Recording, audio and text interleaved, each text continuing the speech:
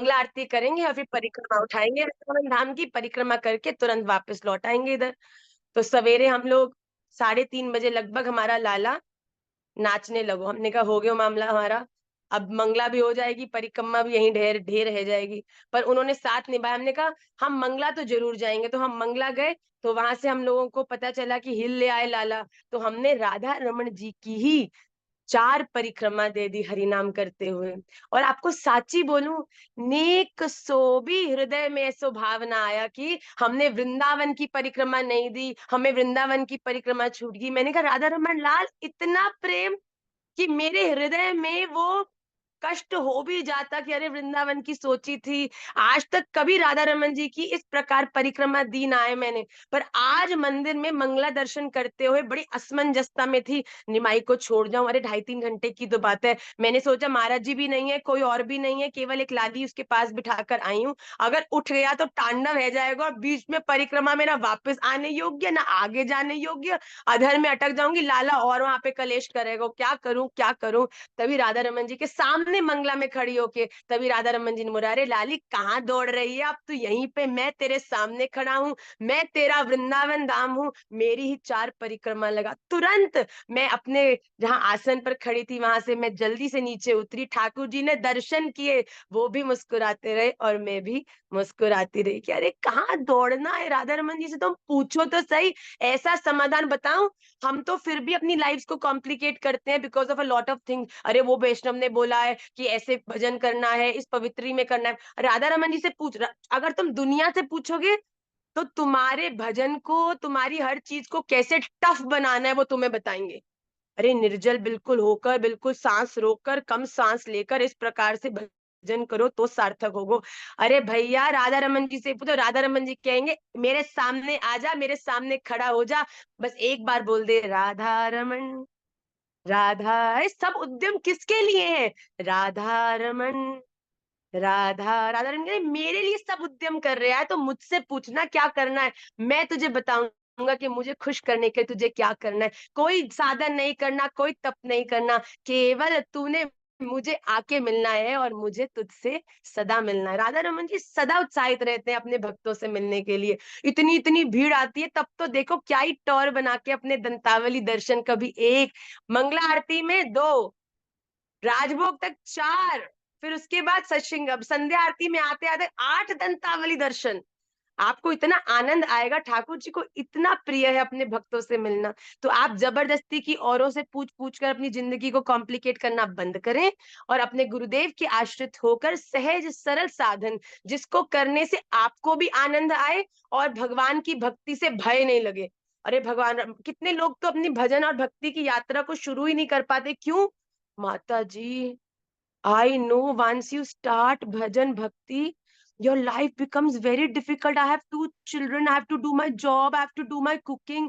अरे भैया, जिस दिन तुम आश्रित हो जाओगे ना, उस दिन तुम केवल भजन ही करते रह जाओगे, ये सब चीजें तो न जाने कौन आकर कैसे हो ही जाएंगी। कोई आज मुझसे पूछता है ना, माता जी how you manage 3 children, 2 houses and children's activity, पाठशाला, अरे really, Prabhuji, I don't think I even manage any of it because I don't think that I am strong enough to balance everything around me. But when you are doing what I'm only one thing which I'm doing right now is doing things to please Radharani.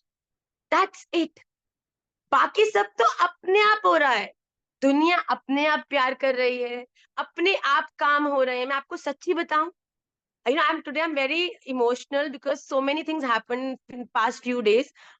हम लोग प्रिया रमन जी के कुंजोत्सव के लिए venue ढूंढ रहे थे। I am telling you very live example कि Radha Raman ji is just this close, like वो ऐसे पकड़ के बैठे होते हैं कि बस तुम बोलो and I am just there. हम क्या करते हैं, हम बोलते ही गलत जगह है, तो जगत गलत बोलोगे तो गलत उत्तर भी पाओगे, कॉम्प्लिकेट होगा ही होगा। अरे पूछो ना, जब कनेक्शन हो गया है, राधा रमन से संबंध हो गया, उनसे अच्छी सीधी बात हो रही है, तो काहे को उनके आगे पीछे के लोगों से पूछ के अपने आप को कंफ्यूज करते हो। तो वेन्यू कुंजोत्सव का हो रहा था और मैं आपको ऑनेस्टली बताऊं, you are my children so I will be very honest with you. तो मैं वेन्यू देखने के लिए गुरुग्राम के डिफरेंट रिजॉर्ट्स में गई, क्योंकि मन ऐसा था कि इस बार केंद्र बड़ा छोटा स्थान है और बच्चे बहुत सारे आते हैं और मेरे प्रिया रमन जी का उत्सव है, तो वो तो भव्य होना ही चाहिए, बाकी चीजें चाहे कम भी हो जाए। तो मेरे मन में ऐसा भाव आया कि इस बार हम लोग कुंजोत्सव को किसी बड़े स्थान पर करेंगे, जहां पर प्रिया रमन जी को भी आनंद आए। कि स्पेशली से प्रिया रमन जी का इस बार हमने फाग होली का उत्सव किया, तो हमने बड़ा आनंद आया। हमने कहा कि हमारा जन्मदिन तो अब गया पानी के ढेर में, अब हर वर्ष प्रिया रमन जी की होली मनेगी हमारे जन्मदिन पर, तो आनंद भी आएगा। तो हम गए, हमने रिजॉर्ट्स में देखे भैया, हम गए, हमारा तो माथा खराब है गया। एक जगह गए जी, एक दिन का आपको 1.5 लाख रुपए देना है। हमने कहा भैया हमको ही बेच दो तुम, 1.5 लाख रुपए फॉर अ डे। मैंने कहा आप कैसी बात कर रहे हो भैया, कि ये तो दिल्ली का रेट है। इतनी जगह हमने पता किया, ये जगह वो जगह, कोई बात हमको समझ नहीं है। फिर हम लोगों ने ये सोचा कि instead of 3 days we'll do the programme for 1 day, और एक दिन में ही हम लोग तीनों उत्सव कर देंगे। प्रिया रमन जी पहले थोड़ी देर कानन आम्र कानन में बैठेंगे, फिर हिंडोला झूलेंगे, फिर उसके बाद नौका विहार करेंगे। इसी के संग संग तीनों ठाकुर जी के मनोरथ भी हो जाएंगे। पर मन में ना कुछ अच्छा सा नहीं लग रहा था। ठाकुर जी इतना कॉम्प्लिकेट कर, देखो ठाकुर जी आपने कहा है खूब आनंद से करो, अपना प्रयास करो, तो हम पूरी दोपहर बिल्कुल सड़ गए, गर्मी में पिघल गए। 6-7 रिजॉर्ट्स गए, कुछ समझ नहीं आया। फिर एक जो समझ में आया, that was as I told you was very expensive. तो हमने यही सोचा कि एक दिन का हम उत्सव करते हैं, क्योंकि ये तो हमारा अपना निजी उत्सव है। फिर इस चीज के साथ हम लोगों ने कहा ठीक है, मैंने कहा फाइनली मैं पोस्टर डाल देती हूँ अगले दिन, फाइन। एक ही दिन बच्चे कितने सैड हो जाएंगे, कोई हिमाचल से आ रहा है, कोई चंबा कहाँ से आ रहा है, कोई साउथ इंडिया से आ रहा है। मैं क्या बोलूं उनको कि तुम जो 3 दिन के लिए आने का क्रम बना के बैठे हो, the programme has been shifted to 1 day। बड़ा मन दुखी था। मैंने महाराज जी कहती कोई बात नहीं, हम अगले साल से और अच्छे व्यवस्था करेंगे, पहले थोड़ा सा और क्रम करने का प्रयास करेंगे, जगह मिल जाएगी। मैंने कहा ठीक है, बाकी सब तो ठीक है, पर ठीक है चलो, जैसे राधा मैं मतलब मेरी तरफ से पोशाक रेडी है, आम्र कानन की तैयारी रेडी है, सब चीजें अपने हाथ से कर करके तैयारी कर ली है हमने। और मतलब बड़े अपनी तरफ से होमवर्क जी पूरा डन है जी, लॉटरी की टिकट पूरी खरीद रखी है हमने। राधा रमन जी के, प्रिया रमन जी के उत्सव के लिए जो जो चीजों की आवश्यकता है, जो हमारे करने वाली चीज थी, वो हमने सब कर ली। रिजॉर्ट भी ढूंढ लिया, सब हो गया। उसी दिन संध्या में एक आईएएस ऑफिसर का महाराज जी को फोन आया कि ऐसे ऐसे महाराज जी से उन्होंने चर्चा करी। तो महाराज जी ने पूछा आप कहाँ के थे, हम दिल्ली में हैं। तो महाराज ने कहा हाँ जी, हम भी दिल्ली में अपने ठाकुर जी का उत्सव करने वाले हैं, and all that all that. तो उन्होंने बोला, महाराज जी ने बताया कि हम ऐसे स्थान ढूंढ, सहज बात हुई उनसे। तो उन्होंने बोला कि महाराज जी आप दिल्ली में बड़ा सेंट्रल जगह है, जो तिरुपति बालाजी का मंदिर है, that has a very big hall and a capacity of 400 people, and the lawn is also there, और मैं वहां का ट्रस्टी हूँ, तो मुझे हर चीज दे देंगे। तो आपको कोई चिंता करने की आवश्यकता नहीं है, बहुत सहज ही, क्योंकि गवर्नमेंट का भी उसमें इंटरफेरेंस है, आपको बहुत सहज में वो हॉल और पूरा लॉन मिल जाएगा। Children, I am telling you, वो मंदिर only, only and only 21st, 22nd and 23rd जून को अवेलेबल है। Rest entire month that mandir, that property is booked. Now tell me, Radha Raman, Radha Raman, उस कुंजोत्सव को हम वहां पर 3 दिन का जिस विस्तार से हम चाह रहे थे, जिस इलेबोरेट, जिस प्रिया, अरे जीवन में उत्सव तो प्रिया रमन जो के ही तो है, राधा रमन जो के, हमारा बर्थडे, हमारी एनिवर्सरी, ये तो न जाने कितने जन्मों से कितनों के साथ हम मनाते आ रहे हैं, और फिर आगे भी मनती जाएंगे अगर आचार और विचार और कर्म ऐसे रहे। पर उत्सव करना है तो राधा रमन जी का करो ना, और दिल खोल के। पूरी तैयारी करने के बाद जब अपनी व्यवस्था में एक चीज नहीं आई, तो राधा रमन जी ने आगे से बढ़कर फोन कराया। और आपको बताऊं, इतना बड़ा हॉल, जो लोग आएंगे वो देखेंगे, उसी हॉल के अंदर गर्मी के कारण हम सोचते हैं हम लोग कुंज बाहर लगाएंगे तो बड़ा गर्मी होगी, वैष्णवों को भी कष्ट होगा, हमारे प्रियारमन जी को भी गर्मी लगेगी, चलो उनके लिए तो हम स्टैंडिंग एसी खड़ा कर देंगे, वैष्णवों का क्या करेंगे, इतने लोग जो आएंगे। तो क्या हुआ, वो हॉल बेटा इतना बड़ा है, इतना बड़ा है। और आपको बताओ, नॉर्मली आप लोग जानते होंगे कि कोई भी अपनी प्रॉपर्टी में आपको पूल नहीं लाने देता, क्योंकि पानी गिर जाएगा जी, प्रॉपर्टी खराब हो जाएगी। उन्होंने कहा आपको अपनी प्रॉपर्टी पे जो करना है 3 दिन आप करो, हम आएंगे भी नहीं। आपको लाइट लगानी है, आपको आम लटकाने हैं, आपको पूल लगाना है, तो उसी हॉल के अंदर हमारा कुंज भी बन जाएगा, जो कि एसी हॉल है, और उसमें हमारी कथा भी होगी, उसके अंदर हम विराजेंगे भी। तो कथा के समय भी प्रिया रमन जू के उत्सव हमें हर समय मिलेंगे। तो बताओ ये लीला है कि ना है? देखो, लीला बताने का अर्थ ये नहीं है कि ठाकुर जी मुझसे कितना प्रेम करते हैं। लीला बताने का उद्देश्य ये है कि राधा रमन जो आपसे कितना प्रेम करते हैं। राधा रमन जो एक एक शब्द, एक एक आपके इमोशन को देख भी रहे हैं, आपके प्रयास को समझ भी रहे हैं। अगर आपका प्रयास कहीं पे कम पड़ जाता है तो अपनी उंगली लगा भी दे रहे हैं। देखो, ठाकुर जी की तो उंगली काफी है भैया, पूरी गिरिराज जी उठा दिए। पर प्रेम क्या है? प्रेम ये है कि गिरिराज जी उठाने के बाद भी ब्रजवासियों ने अपने डंडे नीचे नहीं करे। तो यहाँ पर ठाकुर जी ने धारण क्यों किया? क्योंकि ब्रजवासियों ने डंडे लगाए। तो हम अपने अपने प्रयास को सदा करें। आई डोंट नो, मैंने लास्ट 2 क्लासेस भी ली है, but I didn't share this leela anywhere. But आज वो इमोशनल, मेरी निर्जला का इफेक्ट है। इमोशनल, आपकी जितनी प्योरिटी होती है, आप जितना अपने जीवन को, अपने दिनचर्या को जितना ठाकुर जी के चिंतन में, क्या होता है ना, एकादशी वाले दिन तो हम डेलिबरेटली ठाकुर जी का चिंतन करते रहते हैं कि राधा रमन जी अब अर्चना, अब ये, अब वो, अब ऐसा। तो आपके जो मन में ठाकुर जी का भी जो प्रवेश है वो और ज्यादा प्रबल होता है। तो मैं भी यही सोच रही थी कि हम क्यों चूक जाते हैं, हम क्यों डर जाते हैं, हम क्यों गलत निर्णय ले लेते हैं, जब सही रास्ता दिखाने वाला, सही बात बताने वाला हमारे सामने है। मैं साची कहती हूँ, राधा रमन जी से प्रेम है गयो ना, राधा रमन जी से संबंध बन गयो, आपको इस दुनिया में नहीं जाना पड़ेगा अपने क्वेश्चंस का उत्तर देने के लिए। उत्तर चल चल के आपके पास आएंगे भैया। आप कहोगे, माँ मैंने तो ये पूछा भी नहीं था, पर कहीं से कोई मैसेज आया और मुझे मेरे संशय का निवारण मिल गया।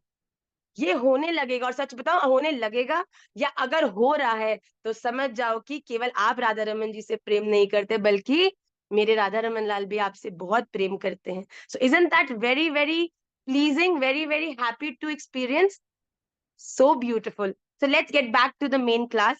I got carried away with the emotion. So I invite all of you to the 3-day festival of Priya Ramanju's Kunjotsav. I am very sure अब आप लोगों को बड़ा उत्साह होगा कि जिसकी स्टार्टिंग में ऐसी लीला है, उसके दौरान तो क्या क्या होने वाला है। खूब कीर्तन होगा, खूब जप होगा, महाराज श्री का सानिध्य मिलेगा। श्रीमद चैतन्य महाप्रभु जी द्वारा विरचित श्री शिक्षाष्टकम, चेतो दर्पण मार्जनम भव महादावाग्निर्वापनम, श्रेय कैरव चंद्रिका वितरणम, विद्यावधू जीवनम। एक एक श्लोक, नाम नामकारी बहुधा त्रिनादपि एक एक श्लोक आपके भक्ति वाले जीवन को, आपके भक्ति पथ को ऐसा सुंदर निखार देगा। बताओ, नयनम गलदश्रुधारया वदनम गद गद रुद्धया, न धनम न जनम न सुंदरीम कविता। अरे जब राधा रमन जी से प्रेम हो जाता है ना, तो ना धन आपको प्रसन्न कर सकता है, ना कोई दुनिया की बड़ी से बड़ी उपलब्धि आपको प्रसन्न कर सकती है। प्रसन्न होंगे, आपको आनंद देंगे तो केवल श्री राधा रमन देव जी के चरणारविंद ही। अब ये दुनिया की छोटी छोटी खुशियां ना आपको बड़ी छोटी लगने लग जाएंगी। युगायितम निमेषेन चक्षुषा प्राविशायितम, कि ठाकुर जी आपके विरह में तो ना, जब आपके दर्शन करने हम आते हैं और हमारी पलकें 2 मिनट के लिए भी ऐसे पलक नीचे हो जाती है, तो ऐसा लगता है न जाने इस छपकी हुई पलकों में कितने युग निकल गए। इतनी पीड़ा होती है कि कितने युगों से शायद हमने आपको नहीं देखा, ये निमिष के गिरने से। ये एक भक्त के हृदय का भाव है। जब भगवान भक्त के रूप में आविर्भाव होते हैं तो एक उज्जवल भक्त कैसा होता है, वो भगवान ने श्री शिक्षाष्टकम में बताया है। तो please don't miss this opportunity, because 3 days Maharashtri is just going to speak on the Shikshashtakam. तो I am very excited and looking forward, और आप में से भी जो लोग आ सके, खूब आनंद। हम लोग श्रीमद भगवत गीता के 5th चैप्टर के प्रथम 5 श्लोक कर चुके हैं। आज हम 6th श्लोक से प्रारंभ करेंगे। पहले तो मैं आप लोगों से सुनने वाली थी, पर आई थिंक ऑलरेडी हमने भूमिका में बहुत ज्यादा समय ले लिया। I am really sorry about it. पर हम जल्दी से अब भगवत गीता में प्रवेश करते हैं। भगवत गीता के पंचमो अध्याय का श्लोक नंबर 6 आप सबकी स्क्रीन पर रिफ्लेक्ट होगा। ओम श्री परमात्मने नमः। श्रीमद् भगवत गीता अथ पंचमोऽध्यायः।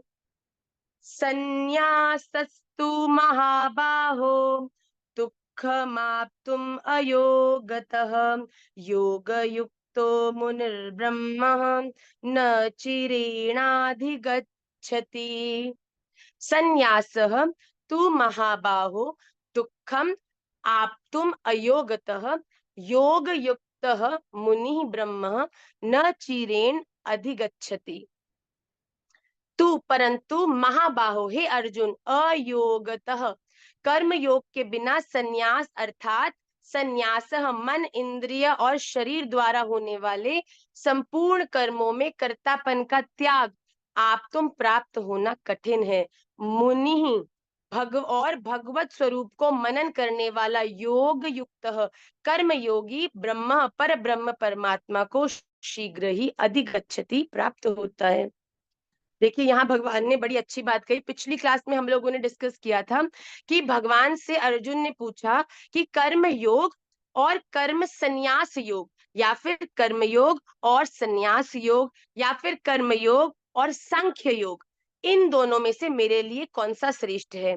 तो भगवान ने अर्जुन को सीधा सीधा बताया कि तुम्हारे लिए कर्म संन्यास को जीवन में उतारना कठिन होगा, इसीलिए जो तुम्हारे लिए इजी है, जिसे करने में तुम सफल होगे, वो ही तुम्हारे लिए श्रेष्ठ है। और मेरी दृष्टि में कर्म योग ही तुम्हारे लिए श्रेष्ठ है। कर्म योग मतलब अपने जीवन के हर कर्म को समत्व होके करना, सबके प्रति इक्वल होके करना। और कर्म संन्यास योग क्या है कि अपने जीवन से चीजों का संन्यास करके, मतलब उनका परित्याग करके हम अपने जीवन में आगे बढ़े, मोह माया से मुक्त हो जाएं। अब यहाँ पर भगवान ने अर्जुन की इस बात की क्लैरिफिकेशन देते हुए बड़ी सुंदर बात करी है। भगवान कहते हैं कि एक भक्त के लिए कर्म संन्यास योग को भी जीवन में उतारने के लिए कर्म योग पहले करना अनिवार्य है। अब बताओ, कर्म योग हमें क्या कहता है कि हमें अपने जीवन में हर कर्म सबके प्रति इक्वल होके करना चाहिए। दुनिया हमारे संग कैसी भी है, we don't care, we are good to everybody. अब जब मुझे बताओ कि हम सबके प्रति एक जैसे हैं, अब एक मुझे बात बताएंगी दिव्या जी और हर्ष त्रिपाठी जी कि अगर आपके पास सामने 10 बैग हैं और 10 बैग में से पहले बैग के अंदर 50 टॉफी है, दूसरे बैग के अंदर 30 टॉफी है, तीसरे बैग के अंदर 10 टॉफी है, तो क्या टॉफी के बैग को चूज करने में आप बायस होगे ना? जिसमें ज्यादा टॉफी है, स्वाभाविक रूप से जो बच्चा विवेकी है वो तो वही लेगा जिसमें ज्यादा टॉफी है। पर दूसरी तरफ अगर मैं आपको एक जगह ऐसी ले जाऊं जहां पर 10 बैग पड़े हैं और 10 के 10 बैगों में 10 टॉफियां ही हैं, तो क्या आप बुद्धि लगाओगे कि मैं ये वाला बैग लूं कि वो वाला बैग लूं? आप सब बैग्स के प्रति इक्वल होगे। कोई भी बैग आपके हाथ में आ जाए, आपको उससे कोई चिंता नहीं होगी। तो भगवान यहाँ पर यही बात कह रहे हैं कि हम जब तक जीवन में अपने संबंधों में उलझे रहेंगे तो कभी इसको प्रेफरेंस देंगे, कभी हम उससे प्रेम करेंगे, कभी किसी के लिए हम लोग काम करेंगे। पर जीवन में जब हम इक्वल हो जाते हैं, जब हमारे जीवन में हर कर्म हम हर एक के प्रति इक्वल हो गए, हम किसी के साथ भी बुरे हैं ही नहीं, हम सबके साथ अच्छे हैं, मतलब हमारे सब बैग्स के अंदर 10 टॉफी हैं, तो ऐसे में क्या होगा? क्या हम किसी भी एक बैग से अटैच हुए? पहले वाली सिचुएशन में तो हम उस बैग से अटैच हो गए जिसमें 50 टॉफी थी, ठीक है नहीं? पर जब हर बैग में 10 टॉफी है, तो क्या हम किसी एक पर्टिकुलर बैग से अटैच हुए? नहीं हुए ना। तो कुछ भी आ गया तो हम लोग सबसे अनअटैच हो गए। तो भगवान भी यही कह रहे हैं कि अगर आप जीवन में कर्म योग करते हो, सबके साथ इक्वल हो जाते हो, इसका मतलब है कि इस दुनिया में आप किसी से भी अटैच नहीं हो। आप केवल राधा रमन जी से अटैच्ड हो, क्योंकि उनके लिए ही आप अच्छे बुरे सीधे उल्टे सफल असफल हर परिस्थिति में अच्छे ही होने की कोशिश कर रहे हो। तो भगवान कह रहे हैं जब एक व्यक्ति हर एक के प्रति इक्वल है, किसी से भी अटैच नहीं है, तो उसके मन में कैसा भाव उत्पन्न हो जाएगा? उसके मन में इस दुनिया के प्रति संन्यास का भाव प्रकट हो जाएगा। जब आप किसी से अटैच्ड ही नहीं हो, आप अटैच्ड ही केवल परब्रह्म परमात्मा श्री राधा रमन लाल से हो, तो इस दुनिया में किसी के लिए भी आप कुछ नहीं कर रहे, आप किसी से अटैच्ड ही नहीं हो, तो आप कर्म बंधन में बंधने ही नहीं वाले। तो भगवान यहाँ क्या कह रहे हैं कि अगर किसी व्यक्ति को संन्यास योग भी करना है, तो सबसे पहले उसे कर्म योग का आश्रय तो लेना ही पड़ेगा, क्योंकि जब तक आपने सबके प्रसाद इक्वल नहीं हुए, जब तक आप सबके साथ अनअटैच्ड नहीं हुए, तब तक आप संन्यास योग को करने में असफल रहोगे। तो यही भगवान कह रहे हैं कि कर्म योग के बिना सांख्य योग सिद्ध होना कठिन है। मननशील कर्म योगी शीघ्र ही ब्रह्म को प्राप्त करता है। देखिए, दो स्थितियां हैं, बहुत क्लियरली सुनिएगा ध्यान से। पहली स्थिति, एक ऐसा व्यक्ति जो संन्यास धारण करके जंगल में बैठा है, और जंगल में बैठकर भी उसके जीवन में जो अटैचमेंट्स हैं वो खत्म नहीं हुई, और वो माला पकड़ के भी मनी मन ध्यान किसका कर रहा है? पीछे छूटा परिवार, पीछे छूटा घर, पीछे छूटा व्यापार। तो क्या आपको लगता है कि उसका भजन सार्थक है? और दूसरी ओर एक ऐसा व्यक्ति जो अपने घर परिवार में रहता हुआ, जो अपने बच्चों की, अपने पति की, अपने कार्य की, घर की देखभाल करता हुआ सदा राधा रमण जी को अपने हर कर्म को समर्पित करता हुआ चलता है। दू बाहर से देखने में काम तो अपने परिवार के लिए कर रहा है, पर अंदर से उन सबके लिए कर रहा है क्या? उन सब के लिए नहीं, वो तो अपने राधा रमन जी को प्रसन्न करने के लिए कर रहा है। तो भगवान कहते हैं जंगल में बैठा सन्यासी जो घर का चिंतन कर रहा है उसकी गति श्रेष्ठ नहीं है, पर घर में बैठा हुआ वो गृहस्थ सन्यासी जो सब करता सब कुछ है पर अंदर से केवल राधा रमन का है, वो मेरी दृष्टि में सर्वोपरि है, वो सर्वश्रेष्ठ है। कुछ लोग होते हैं जो बंद कमरे में भी बहुत लोगों से घिरे रहते हैं, उनकी बातें, उनके आचरण, उनके विचार आ आके उनके गाल पर चाटे मारते हैं, पर कुछ लोग ऐसे भी होते हैं जो मेले में खड़े होकर भी सदा केवल राधा रमन जी के संग अकेले ही रहते हैं। तो हम प्रयास करें कि हमारी स्थिति ऐसी बने कि इस संसार की हर एक परिस्थिति में, हर एक आउटलुक के अंदर हम केवल राधा रमन जी के होकर ही खड़े रहें। तो यहाँ पर भगवान ने स्पष्ट कह दिया है कि मननशील कर्मयोगी, जो अपने कर्मों को अच्छे से करके उन्हें राधा रमन जी को समर्पित करता है, ऐसा योगी शीघ्र ही मुझे प्राप्त करने में सफल होता है। आइए अगले श्लोक में जल्दी से देखिए भगवान क्या कह रहे हैं। योग युक्तो विशुद्धात्मा विजितात्मा जितेन्द्रियः जितेन्द्रियः सर्वभूतात्म भूतात्मा कुर्वन् अपि न लिप्यते। योग युक्तः विशुद्धात्मा विजितात्मा जितेन्द्रियः सर्वभूतात्म भूतात्मा कुर्वन् अपि न लिप्यते। विजितात्मा, जिसका मन अपने वश में हो। देखिए, अब भगवान क्या बताने वाले हैं कि कर्म योगी का आचरण कैसा होता है। जितेंद्रिय, जिन्होंने अपनी इंद्रियों पर जीत हासिल कर ली हो। विशुद्ध आत्मा, विशुद्ध अंतःकरण वाला। सर्वभूतात्म भूतात्मा, संपूर्ण प्राणियों का आत्म रूप परमात्मा ही जिसकी आत्मा है। और योग युक्ता, ऐसा कर्म योगी कर्म करता हुआ भी उनमें लिप्त नहीं होता, मतलब उनमें उलझता नहीं है। नाउ व्हाट इज भगवान सिंह? भगवान ने सबसे पहले क्या बोला कि कर्म योगी का, एक कर्म योगी के लिए संन्यास योग को धारण करने के लिए सबसे पहले अपने कर्म योग को अच्छे से करना अनिवार्य है। अब भगवान अगले श्लोक में ये बता रहे हैं कि कर्म योगी बनता कैसे है। How can you examine that either you are doing the things in your life in the right manner or not? क्या आप एक कर्म योगी हैं या नहीं है? तो भगवान ने सबसे पहले कहा, क्या कहा? योग युक्तो विशुद्धात्मा, जिसकी इंद्रियां अपने वश में है। इंद्रियां वश में है का अर्थ क्या है? कि जो अपनी इंद्रियों पर नियंत्रण करना जानता है, जो अपनी इंद्रियों के अधीन नहीं है, बल्कि जिसकी इंद्रियां उसके अधीन है। मतलब कि जिसके पास ये कंट्रोल है कि वो अपने आप को क्या दिखाना चाहता है वो दिखा सकता है, क्या सुनाना चाहता है वो सुना सकता है। हम वो नहीं देखना चाह रहे, हम वो नहीं देख रहे जो हमारा मन कह रहा है कि देखो। मन तो करता है गंदी चीजें देखो, मन तो करता है कि चुगली सुनो, मन तो करता है गॉसिपिंग करो, पर क्या ये चीजें आपके लिए श्रेष्ठ है? हमारे जीवन में हम सफल कब होंगे? जब हम वो नहीं देखें जो हमारा मन कह रहा है, बल्कि वो देखें जो देखने के अंदर हमारी गति श्रेष्ठ होगी। हम वो सुने जो हमें राधा रमन जी के पास ले जाए, हम वो बोले जो किसी के हृदय को शीतलता प्रदान करें। तो हम अपनी इंद्रियों के वश में नहीं है, बल्कि हमारी इंद्रियां हमारे वश में है। हम चंचलम ही मना कृष्ण प्रमाथि बलभद्रम। अर्जुन कह रहे हैं भगवान मन तो बड़ा चंचल है, पर भगवान क्या कह रहे हैं? असंशयम महाबाहो मनो दुर्निग्रहम चलम अभ्यास योगेन ततो। अभ्यासेन तु कौन्तेय, सॉरी, तो भगवान क्या कह रहे हैं कि अभ्यास करने से, अभ्यास मीन्स प्रैक्टिस। हमें मन कर रहा है कि हम कुछ गलत चीज खाएं, पर उसी समय हम अपने विवेक का प्रयोग करके अपनी उन इंद्री को कंट्रोल करके अच्छी चीज का आस्वादन करें। और जब हमारी ऊर्जा अच्छी चीज से भर जाएगी तो अपने आप ही बाद में आपका वही मन आपको थैंक यू करेगा कि भैया थैंक यू वेरी मच, तूने वो गलत चीज को नहीं खाया, वरना अंदर ही अंदर कितना बड़ा अपराध बोध होता।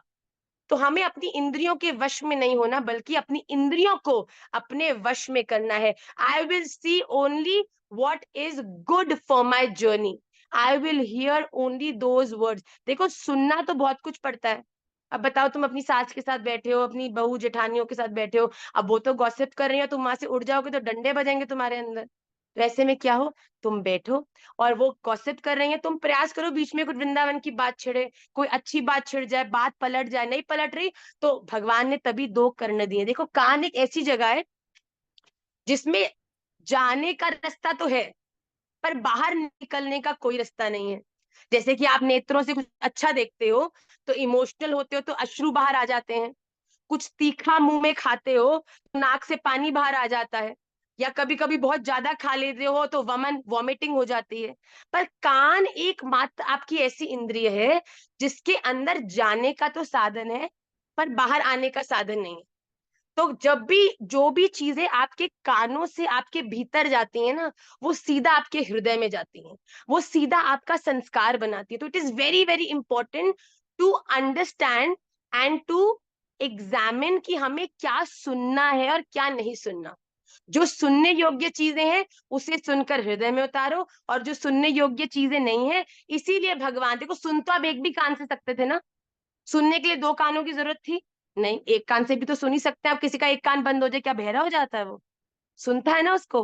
पर भगवान ने दूसरा कान इसी उद्देश्य से दिया है कि कान से बाहर आने का तो साधन नहीं है, तो कभी कभी ऐसी अनर्गल बात चल रही हो जिसमें आप बंदों को मना तो नहीं कर सकते, तो ऐसे में क्या करना है, एक कान से सुन के दूसरे कान से उसे बाहर निकाल दो। कायेन वाचा मनसेन्द्रियैर्वा बुद्ध्यात्मना वा अनुचित स्वभावात् करोति यद्यत् सकलम परस्मै नारायणायेति समर्पयेत।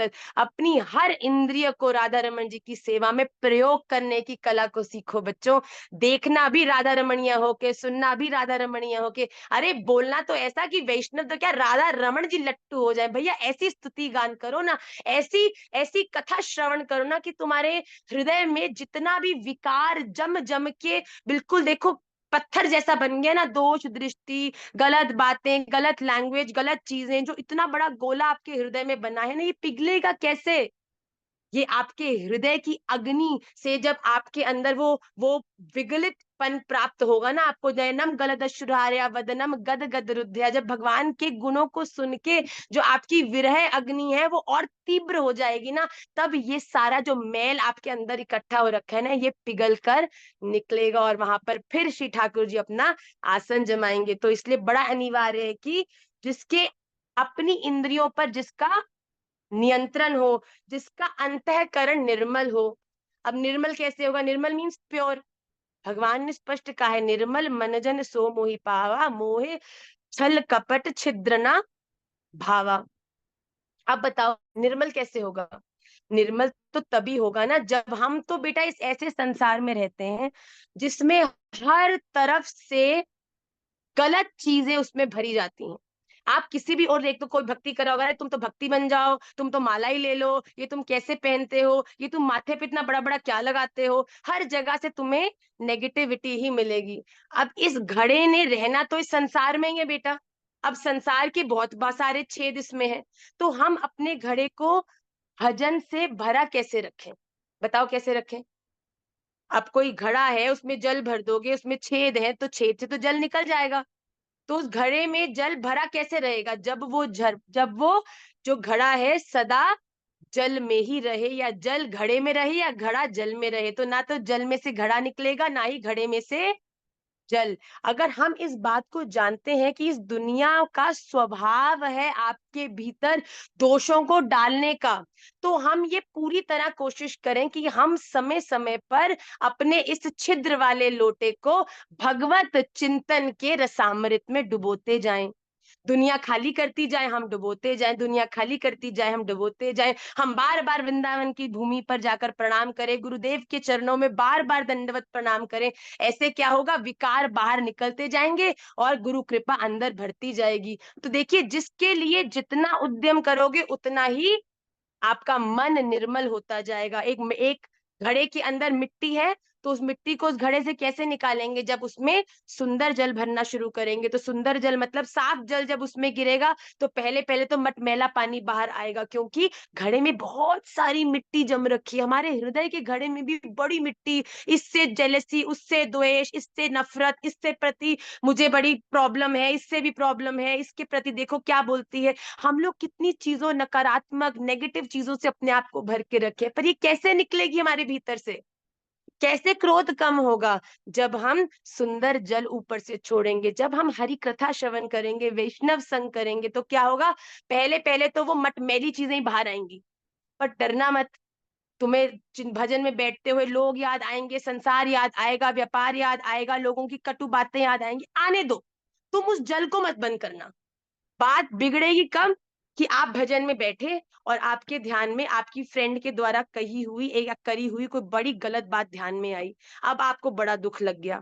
अब क्या किया आपने? दुख लग गया तो हमने क्या किया? मुझसे तो भजन नहीं हो रहा, माला रखी, ठाकुर जी राधे राधे बोल के चले गए। अब आप मंदिर से बाहर क्या लेकर गए? क्या राधा रमन जी का भजन लेकर गए? क्या पीस ऑफ माइंड लेकर गए? आप केवल अपनी दोस्त की उस बात के संग और हैवी होके मंदिर से निकल गए। पर इस बात में क्या हुआ कि मिट्टी, कूड़ा कटका आपके जीवन में जीत गया और भजन हार गया। पर बात सदेगी कब? जब आपके मंदिर में बैठे आपको आपकी दोस्त की बात याद आई, अरे उसने जो किया मेरे राधा रमन लाल देखेंगे, मैं भजन करूंगी। आप उसका चिंतन करते हुए भी भजन कर रहे हो। भजन अपना काम करे, संसार का ध्यान, संसार का चिंतन अपना काम करे, तो क्या होगा इससे? शुरू में आपको बहुत ज्यादा लोग याद आएंगे। भजन नहीं छोड़ना बेटा। फिर धीरे धीरे वो लोग कम होने लगेंगे और भजन आपका बढ़ने लगेगा। तब भी भजन नहीं छोड़ना बेटा। जीवन में बड़ी से बड़ी चीज आके आपके भजन के अंदर आपका दरवाजा खटखटाए, उसका स्वागत करो। क्यों? अगर तुम ये कहोगे ना, मंत्र हरे कृष्ण हरे कृष्ण, नहीं मैं इसके बारे में नहीं सोचूंगी, मैं इसके बारे में बिल्कुल नहीं सोचूंगी, मैं इसके बारे में बिल्कुल ध्यान नहीं करूंगी, फिर भी भजन में चिंतन राधा रमन का नहीं, उसका ही है। अगर किसी चिंतन ने आपके भजन में आपका दरवाजा खटखटाया है, उसका स्वागत करो। अरे भैया तूने ऐसे किया था, मुझे पता है बुरा तो बड़ा लगा, पर राधा रमन लाल आपका भजन मैं कर रही हूँ, आप मेरे जीवन के मालिक है, आप मेरा निर्णय करिएगा, मैंने क्षमा किया। उसको प्रसन्नता पूर्वक बाय बाय करके फिर भजन में आगे बढ़ो। हरे कृष्ण कृष्ण। जब तक भजन में फाइट होगा, संसार वर्सेस भगवान, फिर कभी संसार जीते, क्योंकि हम तो रहते तो संसार में ही है। तो बहुत बार ऐसे होता है कि संसार जीत जाता है। पर हमें क्या करना है? इसका सबसे बड़ा उपाय यही है, भजन नहीं छोड़ना, माला नहीं छोड़नी। कितना मर्जी माला करते हुए भी तुम्हें कितनी चीजें याद आ रही है, आने दो, अच्छी बात है, उन्हें लिखते रहो। ठीक है, मुझे इसके बाद इसको फोन करना है, साइड में लिख लिया। अब उसको लिख लिया, अब तुम्हारे दिमाग से उसको कॉल करने वाला जो स्पेस था वो खाली हो गया। अच्छा, उसने मुझे ये गलत चीज कही थी राधा रमन लाल, मैंने क्षमा कर दिया, आप उसका दिमाग खुद ही ठीक कर लेना, मेरे से तो ठीक होगा नहीं। अब वो बंदी भी तुम्हारे चिंतन से चली गई। अच्छा, मुझे मार्केट जाना था, अच्छा लिख लिया, मार्केट जाना है, मार्केट का चिंतन भी, कहीं मैं भूल नहीं जाऊं। आधी चीज तो हमने खोपड़ी में इसलिए लाद रखी, कहीं मैं भूल नहीं जाऊं। मुझे ये करना है जी, तुरंत मान लो माता जी भजन करती करती तुरंत अपनी साड़ी में 3-4 गांठे बांध लेती हैं, ये वाला करना है, ये काम करना है, वो काम करना है। अरे वाह, हमारी साड़ी से भी कुछ निकला है अभी। तो कितनी गांठे बांधी, ये काम करना है, वो काम करना है, और फिर इतनी गांठे बन जाती है कि भजन भी नहीं होता। और इतनी गांठे देखकर बाद में पता है कि एक गांठ थी किसकी, ये तो अच्छा उसकी थी वो गांठ। फिर सारा का सारा दिमाग पूरा दिन चलता है, ये छठी गांठ थी तो किस काम की थी। मतलब चिंतन गया, भजन गया। इसीलिए आप अपने संग भजन में एक डायरी लेके बैठा करो। कोई करने वाली चीज तुरंत लिख के उसको अपने दिमाग से बाहर निकालो। जितना अपने जीवन से अनर्गल चीजों को बाहर निकालते जाओगे, उतना ही आपका भजन में भी ध्यान रखे। हमें कोई लड़ना नहीं। मैं आपको एक सूत्र देती हूँ, मेरे जीवन की धरोहर है वो, जो सहज है वो ही साधु है। हमें ना तो नेगेटिविटी से लड़ना है, ना हमें पॉजिटिविटी से लड़ना है, ना हमें अच्छों से लड़ना है, ना ही हमको बुरों से लड़ना है। आप सबका मेरे जीवन में स्वागत है। आप सबका स्वागत करो, क्योंकि आप जब जब रिस्ट्रिक्ट करोगे ना, रिस्ट्रिक्शन से आपका उस चीज का चिंतन दुगना तिगना हो जाएगा।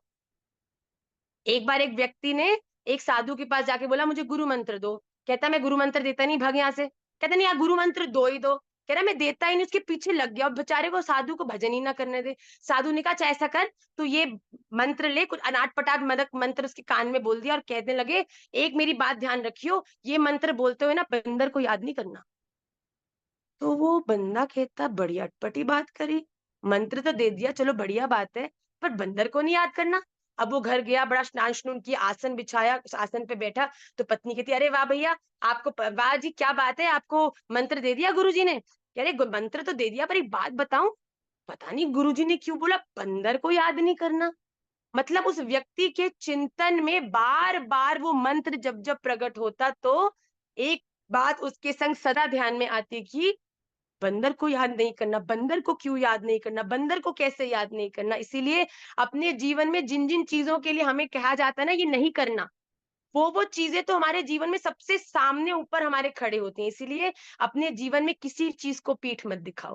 Face every fear, face everything in your life. क्या हो जाएगा? गाली पड़ जाएगी आपके जीवन में, आपको थोड़े दिनों के लिए कम प्रॉफिट्स होने लग जाएंगे। कम से कम एक छोटी सी चीज जिसको तत्क्षण अगर हैंडल कर लिया, आपके जीवन में बहुत बड़ी स्पेस को वो खाली कर देगा। धीरे धीरे क्या होती है, वही छोटी सी चीज आपके जीवन में बड़ी बनती जाती है। आपके जीवन के जो डर है वो बड़े होते जाते हैं। तो हम अपने जीवन को सहज करें, क्योंकि सहज होकर ही हमारा जीवन निर्मल होगा। जिसका शरीर अपने वश में है, अब देखो, इंद्रियां वश में है पर शरीर वश में नहीं है। कि जो अपने मन को तो समझाना बड़ी अच्छी से जानता है, पर जैसे ही किसी ने उसको ऐसा संग दिया कि आओ ये गलत काम करें, तो मन ना होते हुए भी शरीर जाकर वो गलत कार्य कर रहा है। आपके ऊपर आपकी मन, इंद्रियां और शरीर तीनों पर पूरा कंट्रोल हो। संपूर्ण प्राणियों की आत्मा ही जिसकी आत्मा है। देखो, ये परम ज्ञान की बात है। जो ये व्यक्ति ये जान चुका है कि मेरे भीतर भी राधा रमन, इस प्रकृति की हर चीज में राधा रमन, मेरे सामने वाला भी राधा रमन, तो मैं क्यों। देखिए, जो व्यक्ति इन दी एंड पाना भी राधा रमन जी को चाहता है, जो स्वयं भी अपने भीतर बैठे राधा रमन देवजू के मार्गदर्शन से उनके दिखाए रास्ते पर ही चल रहा है, तो वो क्या किसी राधा रमन जी के अन्य स्वरूप के प्रति अपराध कर सकता है? बताओ। तो जब आपके सामने बैठे, जैसे आप राधा रमन जी के अंश हो, क्या अर्चना जी उनकी अंश नहीं है? क्या समर्थ जो है वो उनके अंश नहीं है? जैसे राधा रमन मेरे भीतर है, वैसे ही राधा रमन उनके भीतर भी हैं। तो जब हम राधा रमणीय होकर राधा रमन जी को रिझाने के लिए राधा रमणीय पथ पर चल रहे हैं, तो कैसे राधा रमन जी के किसी और स्वरूप, बोलो हम कहें कि हाँ जी हम तो कृष्ण जी वाले हैं, राम जी वालों को तो हम नहीं देखते जी, तो राम जी कितने रुष्ट हो जाएंगे, अरे भैया कैसी बात करते हो तुम, तुम्हारे भीतर मैं कृष्ण होकर बैठा हूं, तो उनके भीतर मैं राम होकर बैठू, कोई अंतर है क्या? तो हम क्या किसी के हृदय को कष्ट दे सकते हैं?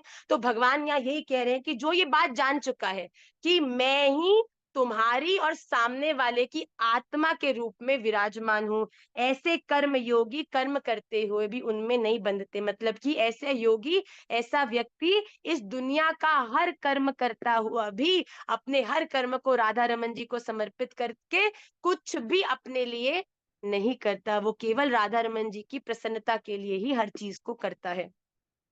तो आइए, क्योंकि इसमें हमने आज 2 ही श्लोक किए, पर बहुत विस्तार हो गया भगवत गीता का, इसको हम यहीं विश्राम करेंगे। आज 5 नहीं, ओनली 2 श्लोकास। बट अगले सत्र में, जो कि श्री विष्णु सहस्त्र नाम है, उसके आज 2 श्लोक जो अगले हैं उनको हम पढ़ेंगे। आप सबकी स्क्रीन पर जो पहले 2 श्लोक, 3 श्लोक हैं, वो आप लोगों ने याद किए हैं, ऐसा मेरा मानना है। तो मैं जल्दी से जिसका नाम लूं वो गान करेगा। ओके, मैं समर्थ गोयल जी से ही प्रार्थना करूंगी कि वो विष्णु सहस्त्र नाम के ध्यान का जो प्रथम श्लोक है, शुक्लांबरधरम विष्णु, उसका गान करें। राधे श्याम माता जी। राधे राधे मेरा बच्चे। मेरा विष्णु सहस्त्र नाम का क्लास नहीं लगाया, पर मैं रिसाइट करने का कोशिश करूंगा। वेरी गुड बेटा, कोशिश ही शुक्ल आपको पहुंचाएगी बेटा। जो आ गया है ना वो भी नहीं पहुंचाएगा, केवल आपका प्रयास ही है जो आपको राधा रमन, देखो प्रयास राधा रमन जी को आप तक लाएगा। जो चीजें पुष्ट हो जाएंगी वो आपको उद्यम करके राधा रमन जी तक ले जानी पड़ेंगी, ठीक है? तो very good, I absolutely love the answer. शुक्लांबरधरं विष्णुं शिशिवर्णं चतुर्भुजं प्रसन्नवदनं ध्यायेत् ध्यायेत् सर्वविघ्नोपशान्तये। वेरी गुड बेटा, थोड़ा सा उच्चारण में त्रुटि है, इसको हम और अच्छे से करेंगे। Can I request Chandrika ji to sing शुक्लांबरधरम विष्णु? शुक्लांबरधरं विष्णुं शशिवर्णं चतुर्भुजं प्रसन्नवदनं ध्यायेत् सर्वविघ्नोपशान्तये। वेरी गुड बेटा। वंशिता जी, व्यासाय विष्णु रूपाय,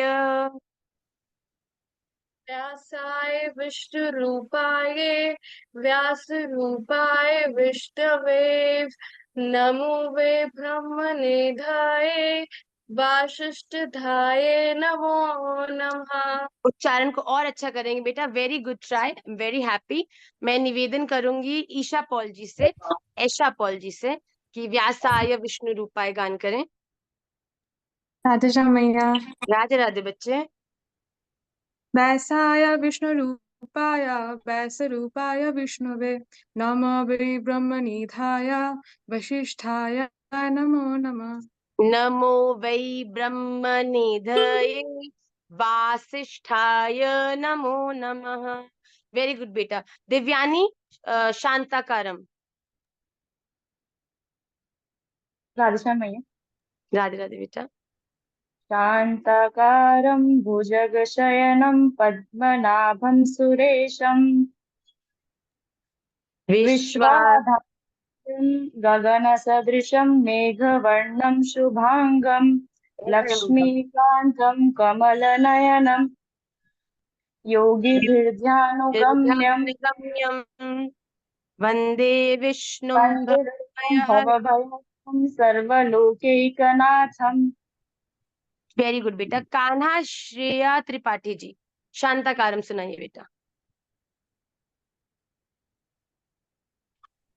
शान्ताकारं भुजगशयनं पद्मनाभं सुरेशं विश्वाधारं गगनसदृशं मेघवर्णं शुभांगं लक्ष्मीकान्तं कमलनयनं योगवीर्यानगम्यं वन्दे विष्णुं भवभयहरिणं सर्वलोकैकनाथम्। राधे वंदे राधे मैया विष्णुं तेरा भवभयहरं सर्वलोकैकनाथम। वेरी गुड बेटा। आइए जल्दी से हम आज की क्लास के जो 2 श्लोक हैं विष्णु सहस्त्र नाम के, उसको हम जल्दी से देखेंगे। आप सबकी स्क्रीन पर ये दोनों श्लोक हैं। ओम श्री परमात्मने नमः। अथ श्री विष्णु सहस्त्र नाम स्तोत्रम। यस्य स्मरण मात्रेण जन्म संसार बंधनात् विमुच्यते। नमस्तस्मै विष्णवे प्रभविष्णवे। नमः समस्तभूतानां आदिभूताय भूभृते अनेकरूपरूपाय विष्णवे प्रभविष्णवे। यस्य स्मरण मात्रेण जन्म संसार बंधनात् विमुच्यते। नमस्तस्मै विष्णवे प्रभविष्णवे।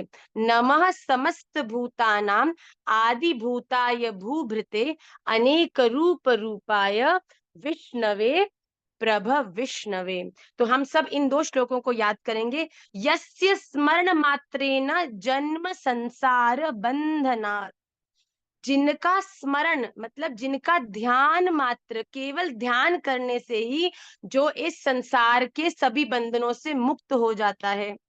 विमुच्यते। नमस्तस्मै विष्णवे प्रभ विष्णवे। सबकी उत्पत्ति के कारणभूत मतलब कि जो इस संपूर्ण सृष्टि में हर प्राणी है उसके होने का कारण। ये शरीर क्यों है? क्योंकि इसमें आत्मा है। आत्मा किसका अंश है? परमात्मा का। मतलब कि ये आत्मा नहीं बल्कि परमात्मा ही है जो आधार रूप में इस सृष्टि के हर प्राणी के भीतर विराजमान होकर उनकी एग्जिस्टेंस का कारण है। सेकंड श्लोक क्या कहता है? नमः समस्त भूतानां आदि भूताय भूभृते।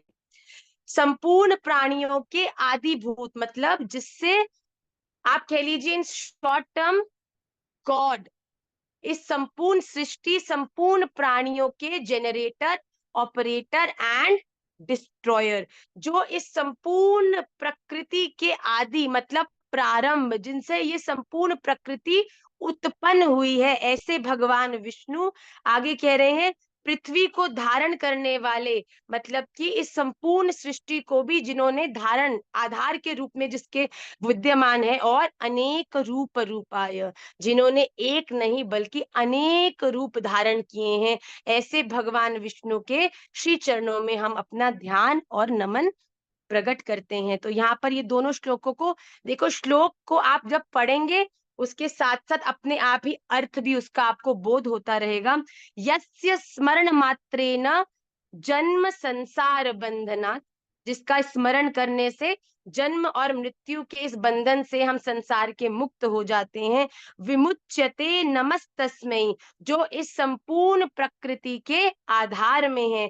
नमः समस्त भूतानां आदि भूताय, मतलब कि जो संपूर्ण भूत मतलब पूरी प्रकृति के आदि, अहमेवा समेवाग्रे नान्यद यत् सत् सत्परम पश्चादहम यदेतच्च यो वशिष्येत सोऽस्म्यहम्, मतलब कि जिनके अलावा और कुछ इस दुनिया में है ही नहीं, जिनसे ये दुनिया है, जिनसे ये दुनिया चल रही है, जिनके कारण ही दुनिया का विश्राम भी हो जाएगा, ऐसे भगवान विष्णु जो इस पृथ्वी को धारण करके समय समय पर अलग अलग रूपों को धारण करके, अनेक रूप रूपाय यदा यदा ही धर्मस्य ग्लानिर्भवति भारत, मतलब जब जब जिस जिस चीज की जरूरत है उसको पुष्ट करने के लिए अलग रूप धारण करके भगवान विष्णु जो प्रकट होते हैं, उनके चरणों में हम अपना नमन करते हैं। नमन मतलब प्रणाम निवेदित करते हैं। तो इन दो श्लोकों को आप जरूर याद करिएगा। जल्दी से क्लास को विद अ ब्यूटीफुल सूत्र हम विश्राम करेंगे। ये सूत्र मुझे बड़ा आनंद दिया और मुझे ये चीज बड़ी रिलेटेबल लगी, क्योंकि हम लोगों के जीवन का एक बहुत बड़ा क्वेश्चन होता है कि माँ, हमारे घर में तो कोई भक्त नहीं है, हम अकेले हैं और अकेले क्या कर लेंगे। होता है कि नहीं होता है? हमारे घर में अनियन गाली खाते हैं, माता पिता भजन भक्ति नहीं करते। ये सूत्र आप सबके लिए है। एक बार एक चिड़िया अपने घोंसले के पास आई। उसने देखा कि उसने जो पहले दाना चुग के अपने घोंसले में रख के गई थी अपने बच्चों के लिए, किसी कारणवश वो जो दाना है वो पेड़ की लकड़ी में घुस गया है। मतलब कि चिड़िया प्रयास कर रही थी कि वो दाना बाहर आ जाए, पर वो दाना निकल नहीं रहा था। तो उस चिड़िया ने क्या किया? उस चिड़िया ने विनम्रता से प्रार्थना करी कि पेड़ भैया, मेरा दाना आप में फंस गया है, तो प्लीज मेरा दाना आप निकाल दीजिए। पेड़ ने कहा, अरे तू पिद्दी सी चिड़िया, चल भाग यहाँ से, उड़ जा, मुझे डिस्टर्ब मत कर। क्यों मुझे डिस्टर्ब करती है? मैं कोई दाना वाना नहीं दूंगा। ये देखकर तो उस चिड़िया को बड़ा दुख हुआ। तो उड़कर वो प्यारी सी चिड़िया कहाँ गई? एक कारपेंटर के पास, लक्कड़हारे के पास। कारपेंटर के पास जाकर बोलती है, अरे लक्कड़हारे भैया, मैं आप चाहती हूँ कि आप ये जो सामने पेड़ है इसे काट दो। तो लक्कड़हारे ने कहा, क्यों, मैं पागल हूं कि मैं पेड़ क्यों काटूं? तो उसने कहा, पेड़ इसलिए काटो क्योंकि पेड़ के अंदर मेरा दाना फंसा है, पेड़ को मैंने प्रार्थना करी कि मेरा तो दाना दे दे, पर पेड़ दाना नहीं देता, इसलिए आप पेड़ काट दो। तो पेड़ लकड़हार ने बोला, तू पागल है क्या? मतलब तेरा एक दाना नहीं मिल रहा है, इसके कारण मैं पूरा पेड़ काट दूं, चल भाग यहाँ से। उसने उसको उड़ा दिया। अब पेड़ ने नहीं सुनी, लकड़हारे ने नहीं सुनी, तो हारी हुई चिड़िया कहाँ पहुंची? राजा के पास। राजा को कहने लगी कि राजा साहब, आप ना इस लकड़हारे को दंड दो, इसने मेरी बात नहीं मानी, इसने पेड़ नहीं काटा, पेड़ ने मेरा दाना नहीं दिया। तो राजा ने कहा कि मतलब तेरा एक दाना नहीं मिला, इसके कारण मैं लक्कड़हारे को दंड दे दूं बिना किसी बात के? मैं कोई मूर्ख हूं? चल उड़ जाए यहाँ से। बेचारी छोटी सी नन्ही सी, हम भी छोटी छोटी जाने हैं ना, इतने बड़े बड़े परिवारों में जहाँ सब लोग तामसिक हैं, नास्तिक हैं, हम छोटी छोटी जाने भजनानंदी फंसी बैठी हैं। किसी के ठाकुर जी आले में है, किसी के ठाकुर जी डोर के अंदर है, किसी के ठाकुर जी कपड़ों के पीछे हैं। बहुत विपरीत विपरीत परिस्थितियों में लोग भजन करते हैं अपने घरों में बेटा। तो क्या हुआ कि जैसे ही उस राजा ने उस नन्ही सी जान को उड़ा दिया, तो वो नन्ही सी जान उड़कर गई एक महावर के पास, हाथी चलाने वाले के पास। राजा का नियम था कि वो रोज शाम को हाथी पर बैठकर अपनी प्रजा को मिलने जाता था। तो वो हाथी को चलाने वाले के पास जाके बोलती, महावर जी मेरी आपसे एक रिक्वेस्ट है कि आज शाम को जब हाथी पे राजा बैठेंगे ना, तो राजा को आप हाथी से गिरा देना। तो महावर ने कहा क्यों? कह रही राजा इतना दुष्ट है, मैंने कहा लकड़हारे को पनिशमेंट दो, क्योंकि पेड़ मेरा वो नहीं देता, लकड़हारा पेड़ नहीं काटता, मेरी प्रॉब्लम कोई सॉल्व नहीं करता, राजा ने भी मुझे उड़ा दिया। तो वो महावर उस छोटी सी जान पर हंसने लगा, कह रहा तुम ना पागल हो गई हो, तुम्हारी चिड़ियों के अंदर कोई डॉक्टर होता है तो वहां जाकर तुम दिखाओ, क्योंकि तुम्हारे कारण मैं अपने राजा साहब जो मुझे खाना देते हैं, पानी देते हैं, पैसा देते हैं, उनको गिरा दूं? कैसी बात करती है तू, हट उड़ जा यहाँ से। अब चिड़िया बेचारी फिर बड़ी सैड। हम कितना कोशिश करते हैं ना, मम्मी भजन बड़ा श्रेष्ठ है, आप करके तो देखो, ये अनियन गार्लिक छोड़ो, ये बड़ा तामसिक है। मम्मी कहती ना अपना भजन अपने अंदर रखो, हमारे घर में रहना तो चुपचाप खाओ। कोई नहीं सुनता, कोई बात नहीं मानता। चिड़िया को भी सब लोग इधर उधर से उड़ाते जा रहे हैं, उड़ाते जा रहे हैं।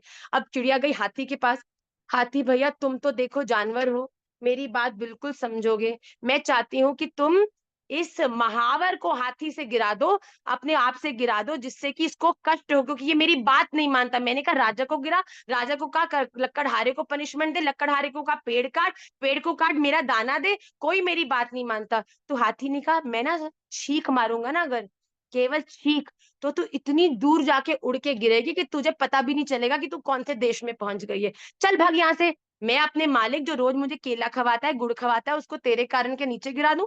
मुझे और मारेगा वो, मैं कभी नहीं उसको नीचे गिराऊंगा। अब इतने में बड़ी उदास होकर चिड़िया गई एक चींटी के पास। चींटी के पास जाके बोलती है, चींटी रानी देखो, तुम तो मेरी बात जरूर समझोगी। मैं चाहती हूँ तुम ना इस हाथी की सूंड में जाओ और वहां जाके इसको जोर से काट लो, जिससे कि इसको बड़ा दर्द हो।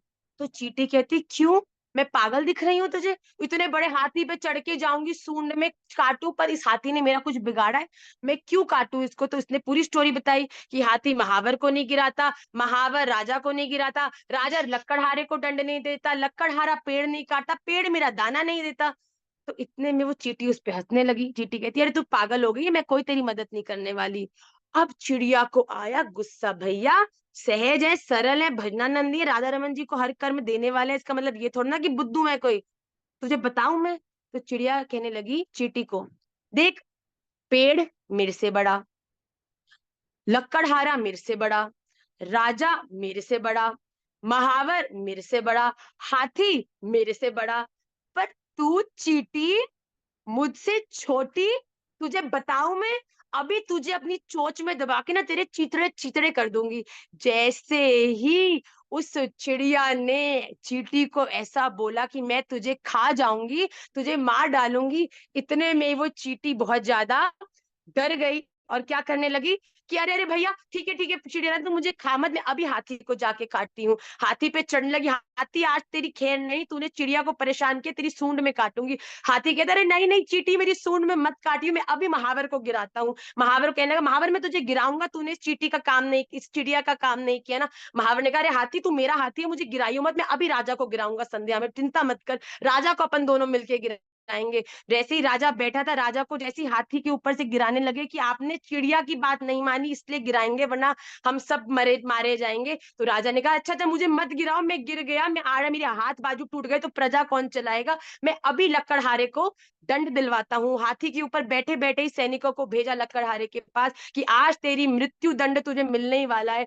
लकड़हारा कहता नहीं नहीं नहीं मुझे मृत्यु दंड मत दो, मैं अभी जाके उस पेड़ को काटता हूँ जिसने चिड़िया का दाना नहीं दिया। जैसे ही अपनी आरी लेकर पेड़ के पास गया, पेड़ कहता अरे भैया इतना गुस्सा, आराम से बोल देते मैं दाना दे देता। तुरंत पेड़ ने कहा मुझे काटो मती, मैं अभी आपको दाना देता हूँ। और तुरंत उस छोटी सी चिड़िया का वो दाना उसे वापस प्राप्त हो गया। बिल्कुल डरिए मती, अगर आपको लगता है कि आप उस छोटी सी चिड़िया की तरह हो जो इस पूरे संसार में फंसी बैठी है, कोई आपकी बात नहीं मान रहा, कोई आपको समझ नहीं रहा, बल्कि जीवन में सबसे बड़ी सामर्थ्य आपकी ये है कि जो व्यक्ति कभी गिव अप नहीं करता। देखो चिड़िया ने एक से दूसरा, दूसरे से तीसरा, मेरा भजन, मेरा दाना, मेरे परिश्रम से लाया हुआ वो मेरा है, उसके लिए मैं पूरा प्रयास करूंगी। इस दुनिया में आई राधा रमन के लिए, इस दुनिया में भेजा राधा रमन के लिए, इस दुनिया में हर काम कर रही हूँ राधा रमन के लिए, और अंत तो गत्वा प्राप्त भी करना है राधा रमन को। तो इस काम को करने के लिए मुझे इस दुनिया के कितने लोगों से कितना ही भिड़ना पड़े, कोई दिक्कत की बात नहीं है। पर आवश्यक बात क्या है कि हम कभी अपने दाने को नहीं छोड़े, दाने के लिए सदा लड़ते रहे, अपने भजन को नहीं छोड़े। उस चिड़िया ने सही उपयुक्त, देखो मैं आपको सच बोल रही हूँ, आप अगर कोशिश करते जाओगे ना, मैंने ऐसे ऐसे घर भी देखे हैं जहां पर खाना पीना और कितने तरह के उल्टे फुल्टे काम होते हैं, पर उनके घर में एक वैष्णवी आने से उनका पूरा घर बदल जाता है। समय लगता है, लोग नहीं समझते, धीरे धीरे धीरे धीरे प्रयास से उस पूरे घर का संस्कार ही बदल जाता है। और मैं आपको एक और बात साची कहूं, आपको छोटे से छोटा एफर्ट भी आपके भक्ति पथ में आपका एक बहुत बड़ा नींव बनाता है। अगर एक घर में एक भी वैष्णव हो जाए ना, देखो राधा रमन जी ने तुम्हें इस घर में पता है क्यों भेजा है? देखो आसपास सारे असुर, जो कोई क्या खा रहा है, कोई क्या पी रहा है, कोई क्या देख रहा है, कोई क्या बोल रहा है, कोई गाली गलौज कर रहा है, उसमें तुम हरे कृष्णा करने वाली क्यों आए हो? कभी सोचा है क्यों आए हो? इसका कारण है, इसका कारण ये है कि किसी ना किसी कारण से इस परिवार का उद्धार करने के लिए भगवान ने अपने इस अंश को इस परिवार में भेजा है, जिससे कि वो भी उनकी अनुगत्य हो जाए। आप मुझे बताओ, क्या श्री राधा रमन लाल को बहुत सारे गोस्वामियों ने प्रकट किया है? क्या नरसिंह भगवान बहुत से भक्तों का गान सुनकर आए? केवल एक ही पर्याप्त है। हमारे गोपाल भट्ट गोस्वामी जी का रुदन सुन के राधा रमन लाल आगे, श्री प्रहलाद महाराज का रुदन सुन के नरसिंह भगवान आगे। तो आप अकेले नहीं है, आप अकेले किसके बराबर हो? सहस्त्र सहस्त्र शीर्षः पुरुषः, आपका सहायक कौन है भैया? आप अकेले देखने में अकेले लग रहे हो, पर क्या आप अकेले हो? हर चीज करके किसको देते हो? अपने साथी को देते हो। साथी कौन होता है? जो सदा आपके साथ रहता है। और हमारे साथ कौन रहता है? राधा रमन। और राधा रमन कौन है? देखो देखने में तो छोटे से हैं, पर है कौन? सहस्त्र शीर्षः पुरुषः, सहस्त्र जिनके शीश हैं। अरे इनका बल ऐसा है कि बड़े बड़े बलवान तो इनके सामने खड़े होने योग्य नहीं है भैया। तो तुम किस बात को सोच कर ये सोचते हो कि ये मैं कहाँ फंस गई? तुम जहां हो उसका होने का कोई कारण है, और कारण और कुछ नहीं है, उस परिवार का, उस स्थान का, उन लोगों का उद्धार करना। इसलिए अब कभी मम्मी गाली देना या पापा का भजन नहीं करना, तो मन ही मन सोचो राधा रमन जी अब मैं समझ गई, इनकी जो ये बुद्धि है, इनको कैसे उद्धार होगा। हिरण्यकशिपु का उद्धार कैसे हुआ? क्या वो भजन करता था? क्या वो भोग लगाता था? क्या वो ठाकुर जी को याद करता था? नहीं, उसके घर हिरण्यकशिपु आ गए, उसके उनके सॉरी हिरण्यकशिपु के घर प्रहलाद जी आ गए। तो प्रहलाद जी आए जिसके कारण नरसिंह आए, और नरसिंह के आने से हिरण्यकशिपु का भी उद्धार स्वयं भगवान के द्वारा हुआ। और ऐसा उद्धार ही तो क्या आपको नरकों में ले जाने वाला है कि ठाकुर जी की गोदी में बैठाने वाला है? तो हम भी अगर अपने परिवारजनों से प्रेम करते हैं, वो नहीं समझते हरिनाम को, कोई बात नहीं, उनके भाग का हरिनाम भी हम करेंगे। प्रहलाद जी हर क्षण नारायण नारायण का उच्चारण क्यों करते थे? क्यों? क्योंकि माता कयाधु के गर्भ में उन्होंने इसका उच्चारण सुना था, इसका संस्कार बनाया था। तो हम भी हर समय भगवान का ध्यान करके अपने संपूर्ण परिवार के लिए नहीं, अपने संपूर्ण कुटुंब के लिए भजन करें। अब देखो कितनी बड़ी जिम्मेदारी है। अब पता चला इस परिवार में क्यों आए हो? इस परिवार में इसलिए आए हो क्योंकि अब से इस परिवार का जो संस्कार है, जो बीज है, वो बदलने वाला है।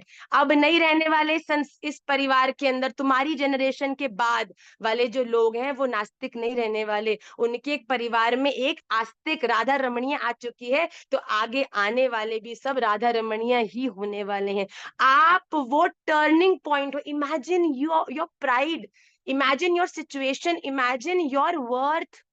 अपनी वर्थ समझो। एक ऐसा परिवार जिसमें भजन का दूर दूर तक भय नहीं है, तुम्हारे कारण वो परंपरा पलटने वाली है। जो सब नास्तिक होने के कारण अपना पतन कर रहे थे, तुम्हारे आने से वो राधा रमणीय होके अपने जीवन में सफलता को, इस जीवन को सार्थक करने वाले हैं। अपनी इस ड्यूटी को समझो, अपने इस कॉन्फिडेंस को, अपने इस दायित्व को समझकर अपने आप को कभी छोटा नहीं समझना। क्यों?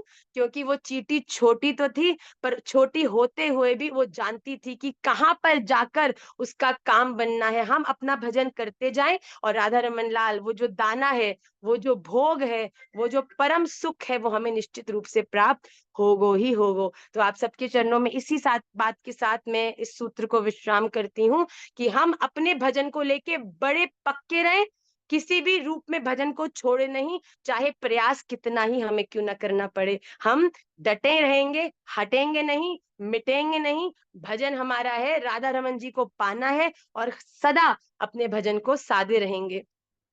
आइए क्लास को हम एंड करते हैं। Those who all want to end the class they can go, but as we have planned before, हम लास्ट के कुछ समय में क्वेश्चन आंसर्स लेंगे। 5 to 6 क्वेश्चंस जल्दी जल्दी लोग पूछ लें, क्योंकि हमको भी इसके बाद फिर कीर्तन में जाना है।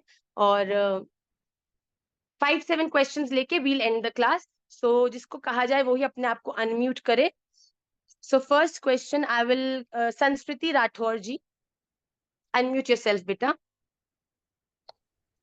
राधे श्याम माँ। राधे राधे बेटा। माँ मैं अभी जल ले सकती हूँ? जल ले सकते हो। अगर बेटा आपका शरीर नहीं मान रहा है तो आपने अभी तक जो निर्जला रखा वो भी सार्थक है। आप जल ले लीजिए, इससे आपका एकादशी का खंडन नहीं होगा। आप केवल जल लेने से एकादशी व्रत तो होगा, निर्जला का जो भाव है वो विश्राम हो जाएगा। कोई दिक्कत नहीं है बेटा। सुबह एग्जाम है माँ, इसलिए बोल रही हूँ। हाँ कोई बात नहीं, आप बिल्कुल, एग्जाम आपका ज्यादा बड़ा भजन है तो आप बिल्कुल जल ले सकते हो, पर अपना फलाहार ग्रहण करना बेटा, अन्न ग्रहण नहीं करना। नहीं माँ, सिर्फ जल लेंगे। ठीक है बेटा, बिल्कुल ले सकते हो, आप ले लीजिए। राधे श्याम माँ। राधे राधे बेटा। विशाल सोनी जी। राधे राधे माँ। राधे राधे बच्चे। माँ आज अपराधवश एकादशी का व्रत भंग हो गया सुबह। अच्छा, क्या कुछ अन्न खा ग्रहण कर लिया। लिया तो? हाँ माँ। हाँ माँ। एक और आपको एक सूत्र बताऊं, हाँ माँ। एक सच्ची बात बताऊं। देखो ठाकुर जी आपके एफर्ट से हैप्पी होते हैं। आपने कितना देर तक कैसा रखा वो उससे हैप्पी। अगर बताओ कोई व्यक्ति प्यासा होके ठाकुर जी का भजन नहीं कर पा रहा, बड़ा परेशान है, तो राधा रमन जी जिस जो हमसे इतना प्रेम करते हैं वो कभी खुश हो सकते हैं? तो कभी ऐसा हो जाए ना कि आपसे अपराधजनक, मतलब आपको बोध नहीं हो, आपने गलती से कुछ मुंह में डाल लिया और तुरंत याद आ गया कि एकादशी है, तो जिस क्षण बोध हुआ बेटा, उस समय से आप व्रत का पालन करो। ओके? ठाकुर जी, अगर हमें कोई चीज याद ही नहीं थी बेटा और हमने गलती कर ली, अब गलती करके गलती का बोध हुआ तो गलती सुधार भी तो सकते हैं ना। आपने पूरा दिन ही एकादशी नहीं रखी, ये तो आपको कितना बड़ा अंदर से आपको कष्ट हो रहा होगा कि इतनी महत्वपूर्ण एकादशी में कैसे मिस कर गया, कैसे मैंने मिस्टेक कर दी। But humans do make mistakes and it's fine. पर जैसे ही आपको इसका बोध हुआ, जिस क्षण आपको पता चला, उस क्षण से आपने एकादशी रख ली। अब मैं कुछ नहीं खाऊंगा, अब मुझे याद आ गया, अब मैं इसको पालन करूंगा। तो राधा रमन जी को ये बात बड़ी प्रसन्नता देती है बेटा। ओके, नेक्स्ट क्वेश्चन वृंदा। हरे कृष्णा मैया। राधे राधे बच्चे। मैया मेरा क्वेश्चन था कि मैंने बहुत लोगों के घर देखा है कि लोग बिल्कुल भक्ति भी नहीं करते, मांस ग्रहण करते हैं, पर फिर भी उनके घर में लड्डू गोपाल जी रहते हैं, जो लड्डू गोपाल जी का विग्रह होता है। पर जैसे कि मैं और मेरे जैसे और भी बहुत भक्त हैं कि हम भक्ति करने की कोशिश तो करते हैं, बट पर हमारे घर पे विग्रह नहीं है, उनके घर पर विग्रह है, वो भक्ति भी नहीं करते। ऐसा क्यों? बेटा बेटा इसमें कोई, पहली बात तो इसमें तुलनात्मक कोई बात नहीं है। जिनके घर में इस प्रकार का मांस और इस प्रकार की चीजें बन रही हैं और वहां पे लड्डू गोपाल जी की सेवा हो रही है, वो अपने आप में बहुत बड़ा अपराध है। पर यह है कि शायद किसी ना को हो सकता है उनके पूर्वजों में कोई ऐसा भक्त हो जिसने लड्डू गोपाल जी को लाया हो और सेवा प्रारंभ करी हो। पर जिसको इस बात का बोध है और जो सच में सेवा, देखो एक है लड्डू गोपाल जी सेवा के लिए, एक है लड्डू गोपाल जी शोपीस।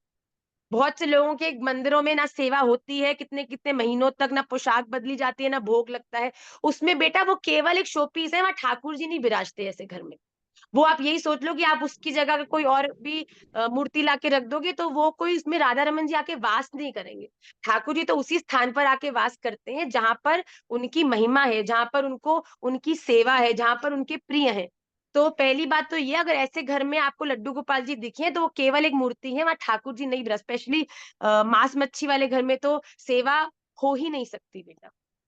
तो अगर इस प्रकार का स्थान है, हाँ अगर कोई भक्त है जिसके घर में ऐसे बनता है पर वो अंदर से भजनानंदी है, वो नहीं ग्रहण करता, तो वो जरूर हो सकता है कि वो अपने कमरे के अंदर ठाकुर जी की बिल्कुल अलग से, चाहे मेवा लगाकर ही सेवा करता हो, पर सेवा करता है, वो बात भिन्न है बेटा।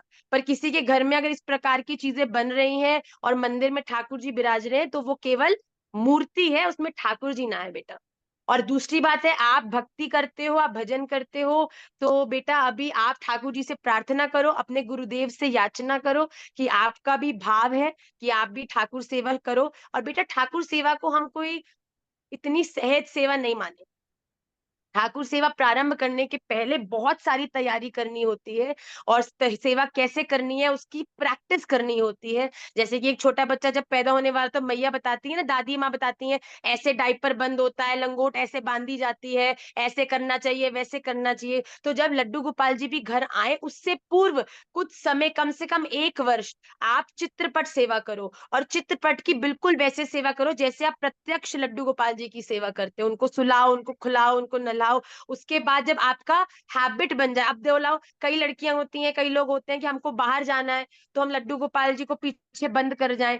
भैया इसकी व्यवस्था होनी चाहिए। जब आप सेवा में नहीं है तो आपके, अगर कभी आप सेवा नहीं कर सकते तो आपके अलावा कौन सेवा करेगा? इन सब चीजों का चिंतन बिठाकर ही सेवा की पूरी तैयारी कर कर आप घर में सेवा को लाइए। अगर आप सेवा प्रारंभ करना चाहते हो तो सबसे पहले चित्रपट, क्योंकि चित्रपट सेवा का कोई अपराध नहीं होता। तो आप चित्रपट से सेवा प्रारंभ करो और धीरे धीरे ठाकुर जी भी आ जाएंगे बेटा। Okay thank you so much. Okay बच्चे। Saumya,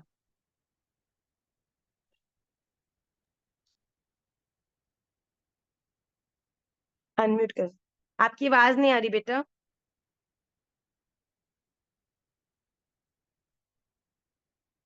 Saumya, I can't hear you.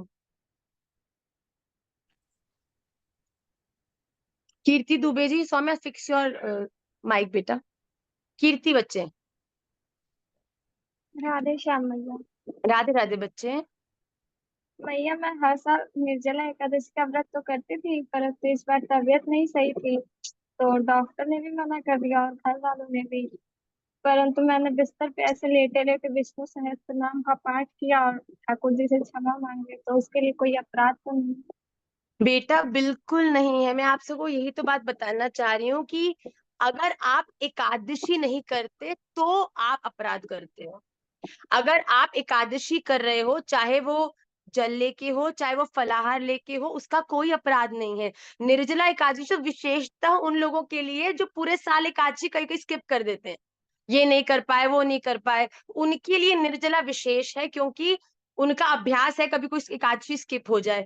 पर अगर आप केवल एकादशी एकादशी देखो तो आप नॉर्मल एकादशी में जल भी पी सकते हो, फलाहार भी खा सकते हो। तो इसमें बेटा बुरा मानने की या कोई अपराध आपके द्वारा नहीं हुआ है, तो आप बिल्कुल इसकी चिंता मत करो। ओके। गरिमा बिंद्रा जी।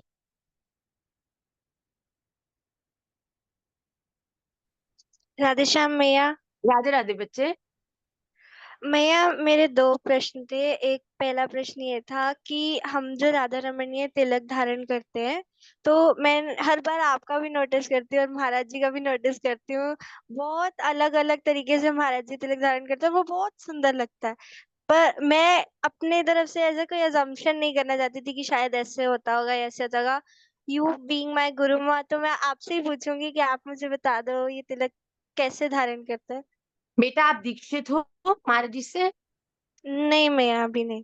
तो बेटा तिलक जो होता है वो सदा आपको दीक्षा के बाद आपके गुरुदेव द्वारा ही लगाया जाता है, आपको प्रदान किया जाता है। तो जब आप राधा रमणीय परंपरा में दीक्षा लोगे तब आपको ये राधा रमन मंदिर से ही जो श्री जी प्राप्त होती हैं, this you will not find in the market anywhere. ये राधा रमन मंदिर से ही मिलती है और ये आपको आपके गुरुदेव देंगे और फिर आप इसको धारण करोगे। पर जब तक आपकी दीक्षा नहीं हुई है तो खाली मस्तक से ज्यादा बेहतर है कि आप ऊर्ध्व पुंड्र गोपी गोपी चंदन को घर में मिलाकर आप जो सीधा तिलक आप देखते हो, यहाँ पे चंदन की 2 राधा कृष्ण और बीच में जो आप एक भाला देखते हो जो तुलसी दल को माना के भाव से धारण किया जाता है, आप उस तिलक को धारण कर सकते हो। पर जो काली श्री जी हम धारण करते हैं वो तो आपको दीक्षा के उपरांत मारे जी देंगे। ओके, सेव इट ढींगरा जी। राधे श्याम मैया। राधे राधे बेटा। मैया एक छोटा सा क्वेश्चन था कि मैंने कल निर्जला एकादशी रखी थी क्योंकि मेरा कल एक एग्जाम है, तो मैंने ऐसा भी सुना था कि सनराइज से पहले एकादशी तिथि लग जाती है तो रख लेते हैं, तो इसीलिए मैंने कल पूरा नियम से निर्जल फास्ट किया था एंड आज आप सुबह कहाँ से पारण किया। दीक्षित हो बच्चे? मेरी मैया आपसे बात हुई थी, मेरे कुछ नाना जी से रिलेटेड मेरी आपसे बात हुई थी एक बार व्हाट्सएप पे, थोड़ा ओके टाइम पहले। जी। तो मैं अभी वैसे तो दीक्षित हूँ, बट जो मेरे गुरु महाराज हैं वो माँ वैष्णो के रूप हैं। मैंने ओके आपसे ओके, आई गॉट मैं इट। आपको व्हाट्सएप पे एक बार मैसेज करूंगी, आपको शायद जी जी रिमाइंड जी, हो तो जाए। बेटा जैसे आपके जहाँ आपका गुरु स्थान है, जैसे हम राधा रमणीय हैं, जी तो हम केवल राधा रमन जी का जो पंचांग है उनकी तिथियों के हिसाब से ही एकादशी पालन करते हैं। तो राधा रमन जी में कल थी तो इस सॉरी आज है तो हम आज पालन कर रहे हैं, पर कई जगहों पे कल भी मनाई गई है। तो अगर आपको मतलब इस प्रकार का कोई आपका फुल फाइनल इंक्लिनेशन नहीं है, तो अगर आपने कल भी किया तो इट्स फाइन बेटा। राधा रमन मैं जी में फास्टिंग मैया हाँ, आज भी कर रही हूँ, मतलब ग्रेन्स मैंने आज भी नहीं लिए, पर क्योंकि कल एक एग्जाम है तो इसलिए आज निर्जल नहीं कर पाई। मैंने कल नियम से क्या निर्जल किया, बात तो है मुझे बस यही पूछना था कि प्रॉब्लम तो नहीं होगी ना कोई, बेटा, मतलब कोई जो प्रॉब्लम तो नहीं है। करेंगे ना। एकादशी निर्जल में जैसा कि मैंने कहा, निर्जला, अगर आप आज वाले दिन जल ले रहे हो तो वो अपराध नहीं है। इट जी इज जी okay if you are taking water today. आप एकादशी तो रख रहे हो, एकादशी ना करना अपराध है। Ekadashi is very important. अब चाहे वो आप जल लेकर करो, जल नहीं लेकर करो, खाकर करो, ना खाकर करो, फल लेकर करो, ना फल लेकर करो, एकादशी पालन is very very important. Okay. जी आन्या ठीक है। Agarwal, thank you ma'am. The bloggist, food bloggist. हाँ, माई राधे राधे लाडली मैया। ब्लॉगर है जी। हाँ जी हाँ जी, वेरी गुड बेटा। Radhe Radhe. Are you enjoying the classes? Very much very much. Very good, I am happy. हाँ जी, मैं बहुत देर से वेट कर रही थी कि कब आप मुझसे पूछोगे, मैं बहुत मेरी वेट दृष्टि कर तो रही थी। शुरू से ही आप पर है। मेरी आंख में जो ये स्क्रीन वाले बच्चे होते हैं ना, तुम पूरी मेरी आजीवन कभी भी सामने आ जाना, I will always identify you. मेरी नजर थैंक तो हमेशा रहती है बेटा। मैं बस ये पूछना चाह रही थी कि जैसे मैंने सुना था कि अगर हम लोग आज निर्जला एकादशी वाली एकादशी पे अगर हम लोग व्रत रखते हैं बिना पानी पिए, तो हम्म। हमें पूरे साल की जो एकादशी होती है उनका फल मिलता है। तो अगर हम्म। हम निर्जला एकादशी नहीं रख सकते, हम बिना पानी पिए नहीं रह सकते, तो भी क्या हमें पूरे साल का फल मिलता है? इस एकादशी को भीमसेनी एकादशी कहते हैं बेटा, क्योंकि भीम जी ने ये जिज्ञासा करी थी कि मैं तो सारी एकादशी नहीं रख सकता क्योंकि मैं तो भूखा नहीं रह सकता। तब ये प्रावधान उनके लिए बनाया गया था कि जो निर्जल रहते हैं केवल उनको ही सारी एकादशियों का फल मिलता है। यहाँ पे इसका भाव है। पर मैं आपको साची बोलूं, हर भक्त के लिए ये बड़ा जरूरी है। वो भीम जी थे जो नहीं रह सकते थे, पर हम लोग भीम जी नहीं है तो हम रह सकते हैं। तो हम एकादशी का पालन अवश्य करें बेटा। निर्जल नहीं रह सकते, नो प्रॉब्लम। ठीक। एकादशी थैंक पालन अनिवार्य है, और एकादशी वाले दिन मन से आनंद से भजन हो रहा हो वो बड़ा अनिवार्य है। अब आप एकादशी तो रख लो और आपका भजन हो ना रहा हो, पूरा दिन आपका पिज्जा बर्गर और रोटी सब्जी में दिमाग घूम रहा हो, तो कैसे चलेगा? इससे तो अच्छा है कुछ फल खाकर अपने उदर को तृप्त कर कर और फिर आप भजन करने बैठो, फिर भजन भी आनंद से होगा। तो ये 2 चीजों का हमको ध्यान रखना है कि एकादशी पालन भी हो और हमारा भजन में भी मन लगे। उसकी पूरी व्यवस्था करके हमको एकादशी कैसे रखनी है अपने लिए निर्णय लेना है। ओके। एक और चीज मैया कि मैंने अपनी मम्मा, जैसे अभी आपने कहा कि हमें अगले दिन खाना खाना है, जो भी हम खाएंगे चाहे सूर्योदय के हमने। बाद। हाँ हाँ। तो मैंने अपनी मम्मा से कहा तो उन्होंने कहा कि तुम पूरे साल के व्रत नहीं रखती तो तुम नॉर्मल रात को खा सकती हो, तो क्या ये सही है? नहीं, नहीं सही नहीं है बच्चे। आप कल अगर आपने फास्ट रखा है तो कल आप सूर्योदय के बाद 5:52 के बीच बीच में कुछ प्रसाद अन्न का ग्रहण करके फिर आप अपना पारण कर सकते हैं बेटा, फास्ट को तो पूरा कर सकते हैं। 5:52 के बाद नहीं कर सकते? खा सकते हैं, पर एक पारण का समय होता है बेटा कि एकादशी को हम पूरा करते हैं इस समय के बीच बीच में, तो उस समय उठकर आप चाहे नींद में थोड़ा सा कुछ खा लेना। चलो हाँ ओके। ठीक है। अपने 7 लड्डू रख के सो जाइयो एक ठाकुर जी का, उठ के ऐसे बस अलार्म बजा ऑफ करके खा गई और सो गई। ओके। ठीक है, राधे राधे डिम्पी, भैया। राधे राधे बच्चे। डिम्पी रमनानी जी। राधे राधे मैया। राधे मैया राधे बच्चे। ये हाल था कि जैसे ना पाप के भय से मुझे एकादशी का व्रत रखने में डर लगता है कि कहीं चूक से कुछ खा नहीं लूं। कहीं आज कल रात से भी मेरा बहुत मन था एकादशी का, पर फिर मेरी मैया ने कहा कि कहीं कुछ खा लिया कुछ पी लिया तो और पाप अरे लगेगा। भैया ये इससे कोई अपराध नहीं है, नहीं रखने का बहुत बड़ा अपराध है बेटा। मैं अगर जैसा कि कहीं मैंने कहा कि कभी गलती से, देखो गलती तो किसी से भी हो सकती है। आपको पता है सूतक होता है, जब किसी को सूतक लगता है तो वो सेवा नहीं कर सकता, वो कितनी चीजें नहीं कर सकता, वो पूजा नहीं कर सकता। पर एक व्यक्ति को बेटा सूतक तब तक नहीं लगता जब तक उसको पता नहीं चले कि उसके घर में सूतक लग गया है। मतलब कि अगर मेरे घर में किसी का जन्म हुआ है और मैं ठाकुर जी की सेवा कर रही हूँ, आइडली तो मुझे सूतक लग गया, तो मुझे नहीं करनी चाहिए। पर जब तक मेरे पास ये न्यूज नहीं आएगी कि मेरे घर में जन्म हो गया और मुझे सूतक सोबड़ लग गया है, तब तक मुझे सूतक नहीं लगेगा बेटा। तो अगर आपने गलती से एकादशी वाले दिन कुछ खा लिया है और आपको एकदम से बोध हो गया, उसी समय ब्रश करके स्नान करके आप ठाकुर जी से क्षमा मांग के उसका पालन करो। इसमें मेरे हिसाब से कोई अपराध नहीं है बेटा। तो गलती से, मैया ये नहीं कि आप भूख लग रही है तो ऐसा करते को। राधा रमन जी तुम्हें बाहर से इतना नहीं जानते जितना अंदर से जानते हैं। भूख तो लग रही है, हमने रोटी खा ली, फिर हमने कहा राधा जी ओ सॉरी सॉरी सॉरी मैं भूल गई थी, जाके ब्रश किया मैं एकादशी कर। ऐसे नहीं करना, ओके, नो चीटिंग, ओके, तो मन मैया से पवित्रता से। मैं इस भय से कभी एकादशी रख नहीं पाती हूँ। मैं 6-8 महीने से सोच रही हूँ ये क्योंकि पक्का ये बेटा तुझे तो इसीलिए नहीं पक्का। रख पा रहे बच्चे आप, क्योंकि आप भय कर रहे हो। जिस दिन प्रेम हो जाएगा ना, उस दिन एकादशी की प्रतीक्षा होने लग जाएगी। तो मैं एकादशी रखूं? वाले दिन ऐसा कहते हैं, जो जो व्यक्ति एकादशी रखता है ना, उसको राधा रमन जी प्रत्यक्ष उसके दर्शन करने आते हैं, प्रत्यक्ष। तो सच जो जो में? एकादशी पालन, हाँ, जो एकादशी पालन करते हैं भगवान के अनुगत हैं, उनके हर भक्त को दर्शन, भगवान उनका दर्शन करने आते हैं। हम भगवान का दर्शन करने जाते हैं ना, तो जब एकादशी पालन एक भक्त ठाकुर जी के प्रेम के लिए, उनकी भक्ति के लिए करता है, तो एकादशी वाले दिन ठाकुर जी, तभी तो कहते हैं ना पूरी रात्रि जागरण होना चाहिए, तो ठाकुर जी उसका दर्शन करने के लिए अवश्य आते हैं बेटा। How can you skip such a moment? बस डर से कि पाप हाँ, ना। क्योंकि डर है बेटा, डर को भूल जाओ, डर के आगे जीत है, और प्यार करो, प्रेम। इस अब की एकादशी से पक्का। यस, आई एम धन्यवाद हैप्पी। मैया। आस्था रॉय जी। राधे राधे भैया। राधे राधे बेटा। भैया एकादशी पारण क्या चीज से करे? चरनाम आपने निर्जला रखा है? अगर आप निर्जल हो तो आप ठाकुर जी के चरणामृत से करिए। और अगर ठाकुर जी के मतलब सेवा नहीं है तो ठाकुर जी के सामने ग्लास में जल डालकर, सामान्य नॉर्मल जल, उसमें तुलसी जी डाल के ठाकुर जी को भोग लगा के उसको ग्रहण कर लीजिए। वैसे ओके। मंदिर से मुझे प्रसाद मिली और मुझे नहीं लगती मेरे पास चरणामृत की भी व्यवस्था हो पाएगी। नहीं नहीं, आप बिल्कुल अपने घर में ठाकुर जी को पानी का भोग लगा के तुलसी डाल के वो पा लीजिए। अच्छा ठीक है। हाँ और भैया रात्रि जागरण भी होता है? मुझे पता नहीं था एकादशी में। हाँ बेटा, क्लास में आपको बहुत सी चीजें पता चलेंगी धीरे धीरे।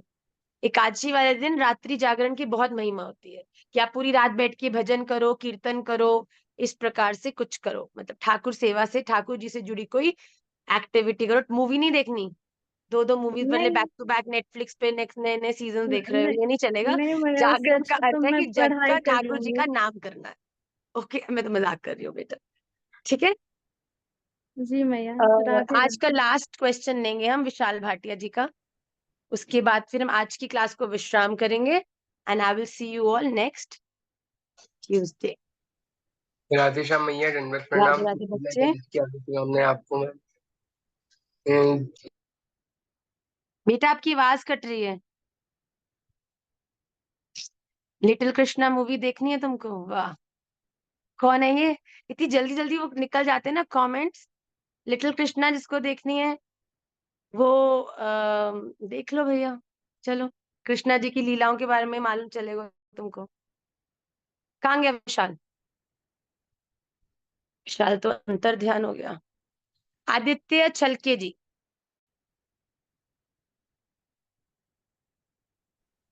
राधे राधे मैया। राधे राधे बच्चे।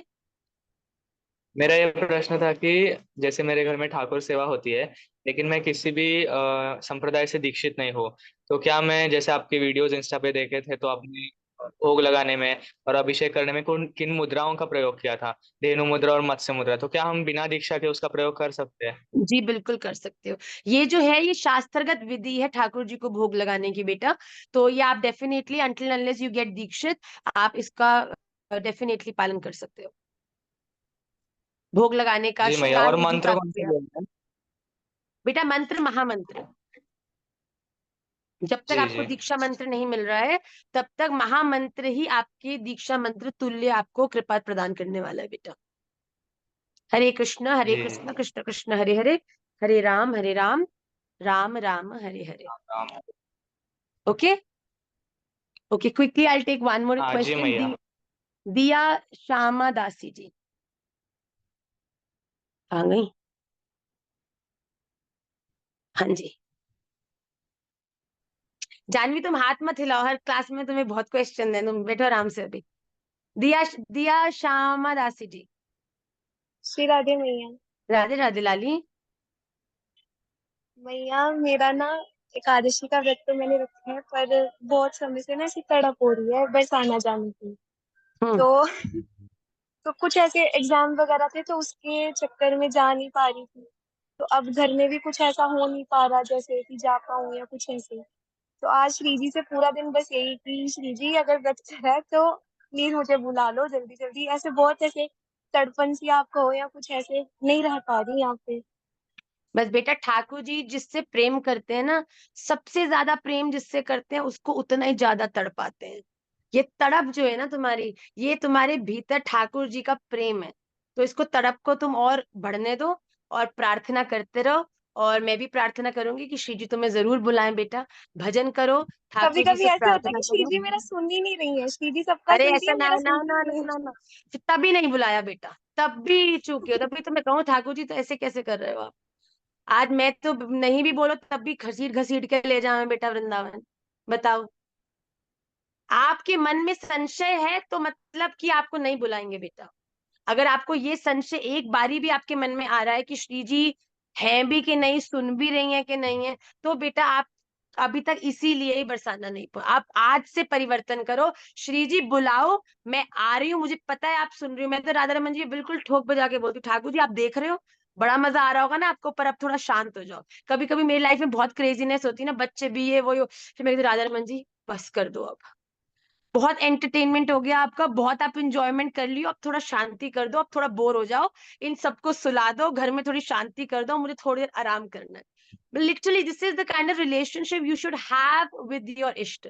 ठीक है, तो संशय नहीं करना बेटा, वो सुन भी रहे हैं, देख भी रहे हैं। अभी तक कृपा इसीलिए नहीं हुई क्योंकि कहीं ना कहीं वो निष्ठा भी थोड़ी सी डामाडोल है। ओके, तो उनको पूरी बेटा निष्ठा से उनको बुलाओ। सौम्या। श्री राधे मैया। राधे राधे। राधे राधे मैया। राधे राधे बच्चे। मैया मेरे तो मतलब ऐसे बहुत सारे प्रश्न हैं, लेकिन एक वाह। प्रश्न ये है कि मतलब मैं बाहर पीजी में रहती हूँ, और अभी मतलब मेरी बहुत टाइम से इच्छा थी एकादशी करने की, क्योंकि इंद्रेश जी महाराज की मैं कथा सुनती हूँ तो वो कहते हैं कि मतलब वैष्णव के लिए एकादशी एक बहुत बड़ा व्रत है। तो मैया मतलब मैंने आज एकादशी रखी है, सफल एकादशी। तो मतलब मैं आगे आज से एकादशी कंटिन्यू कर सकती हूँ या फिर बिल्कुल मतलब कोई बड़ी एकादशी का वेट करना चाहिए? नहीं बेटा, बड़ी एकादशी तक कितना कुछ क्या कुछ बदल जाएगा, कुछ मालूम है आपको? जिस नहीं मैया। क्षण से भगवान से प्रेम हुआ, सब नियम प्रार्थना प्रयास उस क्षण से शुरू हो जाए बेटा। क्या मालूम किस समय तक क्या सांसें कब की कहाँ तक लिखी है, कब तक कहाँ का संस्कार, कौन सा संस्कार आके हावी। आज सात्विक संस्कार है, कथा सुन रहे हो तो मन कर रहा है एकादशी रखने का, नहीं रखोगे तो कुछ और सुनोगे तो क्या पता विपरीत भी हो जाए बेटा। तुरंत बेटा जी अपनी लाइफ मैया। में एम्प्टी स्पेस मत छोड़ो। ठाकुर जी से प्रेम हो गया, तुरंत स्टार्ट कर दो बेटा। आपकी पहली एकादशी आज थी और बहुत सुंदर एकादशी है, आपने आनंद किया। आज तो पूरे वर्ष की सबसे प्रभावशाली एकादशी है ये, तो अब आप एवरी मंथ एकादशी रखिएगा। जी मैया, वेरी गुड धन्यवाद बेटा। मैया, रोशनी, दंडवत प्रणाम। रोशनी सोनी के साथ हम क्लास को, ओके जानवी, रोशनी के बाद हम जानवी लेंगे, फिर हम क्लास को विश्राम करेंगे। ओके, अच्छा राधे सौम्या राधे भी आ मैया। गई। ओके सौम्या भी, राधे राधे बच्चे। मैया मेरा ये प्रश्न था कि मैंने हम्म। कई बार सुना कि पूर्ण पवित्रता से एकादशी का व्रत रखना चाहिए। तो पूर्ण पवित्रता का मतलब एग्जैक्टली मैं समझ नहीं पाई ये आपने कि मेरी क्या। वीडियो में ही सुना है ना, पूर्ण पवित्रता, पूर्ण पवित्रता, ये मेरा ही बहुत फेवरेट वर्ड है। मुझे भी कभी कभी लगता है कि I just speak one word again and again. तो पूर्ण पवित्रता का अर्थ है बेटा आपकी मानसिक, मन की और बाहर की प्योरिटी। मतलब कि आप पवित्र से मतलब उस, आप कुछ भी अपनी ऐसा नहीं करेंगे जिससे आप गंदे हो या आपका मन गंदा हो।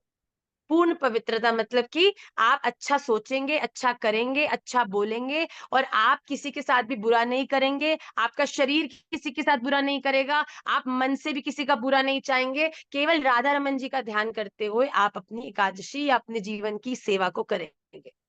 दैट इज और पूर्ण जैसे पवित्र। पवित्र चीज क्या होती है? जिसमें कोई भी गंदगी नहीं होती। गंदा क्या है? विकार, दोष, दोष, कह लो आपकी अनर्थ, ये जितनी भी चीजें हैं ये आपके जीवन के जो नेगेटिविटी है ये आपको अपवित्र करती है। तो हम पूर्ण पवित्रता में मतलब कि इनसे ज्यादा बचकर हम अपने भजन को करें। और जैसे और ये और शारीरिक भी है बेटा।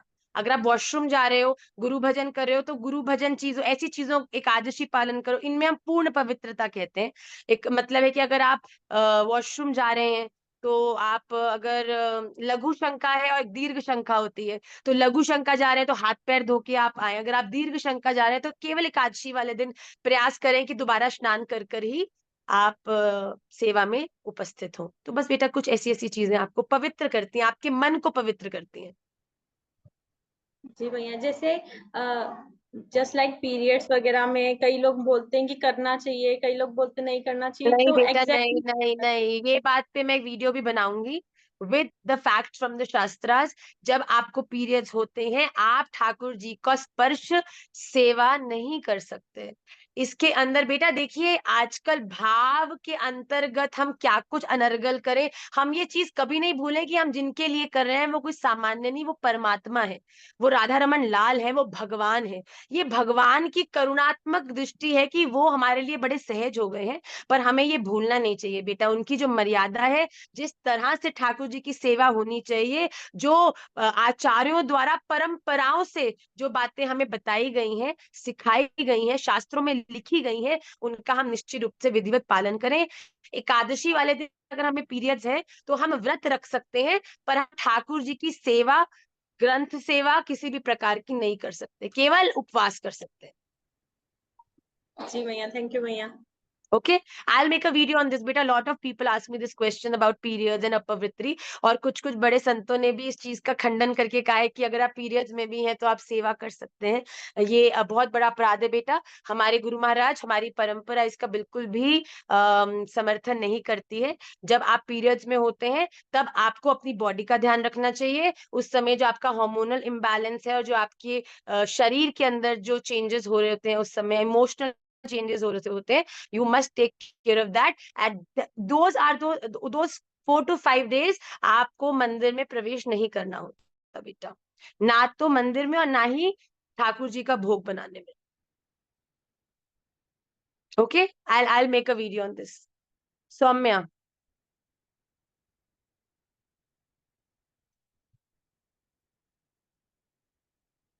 8:10 जल्दी करो। सौम्या तुम सुन ही नहीं रही हो मुझे, मैं लिप्स रीड करूं तुम्हारे? धीरे धीरे बोलो। हाँ,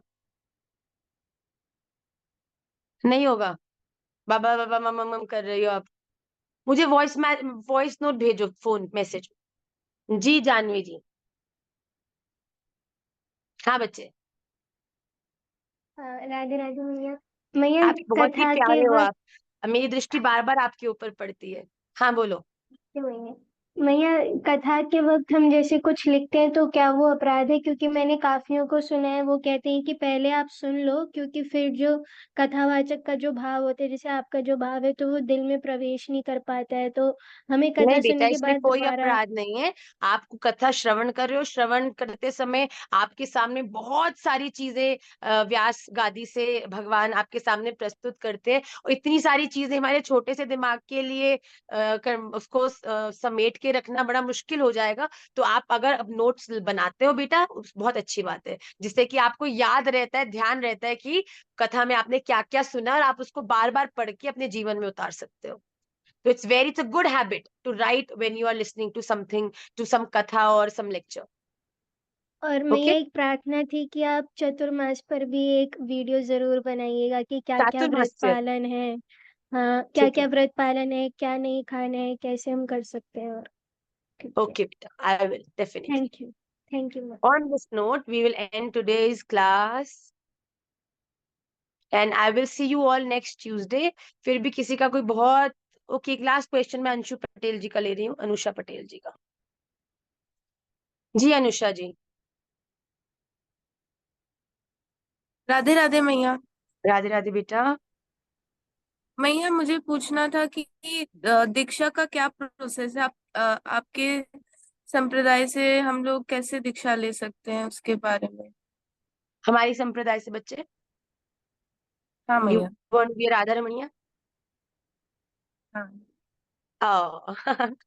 ओ तो बेटा इसके लिए आप राधा रमन जी की परंपरा में दीक्षित जो गोस्वामी गण है, जो जैसे महाराज जी हैं, उनकी कथा श्रवण करो, क्लासेस अटेंड करो, आपका हृदय राधा रमन जी से और जुड़ जाए, राधा रमन जी से प्रार्थना करो, और जब भी फिर कभी दीक्षा समारोह हो तो आप वहां पर आके राधा रमन जी से प्रार्थना करो और महाराज जी से याचना करो कि वो आपको दीक्षा दें, और फिर महाराज जी आपको गाइड करेंगे। तो हो सकता है आपको पहली बारी में गुरु दीक्षा मिल जाए, या हो सकता है आपको पहले महामंत्र दीक्षा मिले और फिर आफ्टर सम टाइम आपको गुरु मंत्र की भी दीक्षा मिल जाए। पर अगर आप क्लास लगा रहे हो, do you love Radha Raman ji? So you already Radha रमणीय, केवल तिलक की बाकी है, वो हम जल्दी से लगवा देंगे आपका। ओके, तो आप कथा श्रवण करो, क्लास अटेंड करो, और किसी दीक्षा समारोह में आप आओ बेटा। वैसे 21 जुलाई को अमृतसर में, 31 जुलाई को वृंदावन में गुरु दीक्षा का क्रम है। तो अगर आप आएंगे तो 99.9% you will get diksha if you are in love with Radharaman. The only criteria to be Radha Ramaniya is no matter how many rounds you chant, no matter how much sadhana you do, doesn't matter. The only basic and the most important criteria to be a Radha Ramaniya is that you have to be deeply, crazily, madly in love with Sri Radha Raman. That's the only criteria he seeks for. तो अगर आपके मन में वो है तो you are most welcome बेटा. Okay, on this note we will finish the class. 8:15 हो गया. I have to reach the venue for the kirtan. I will see all of you next Tuesday. Please जो आज दो श्लोक विष्णु सहस्त्र नाम के बताए उन्हें याद करिएगा, and I will see you all next Tuesday. वांछा कल्पतरुभ्यश्च कृपा सिंधु एव च पतितानां पावनेभ्यो वैष्णवेभ्यो नमो नमः। श्री राधा रमण लाल की जय।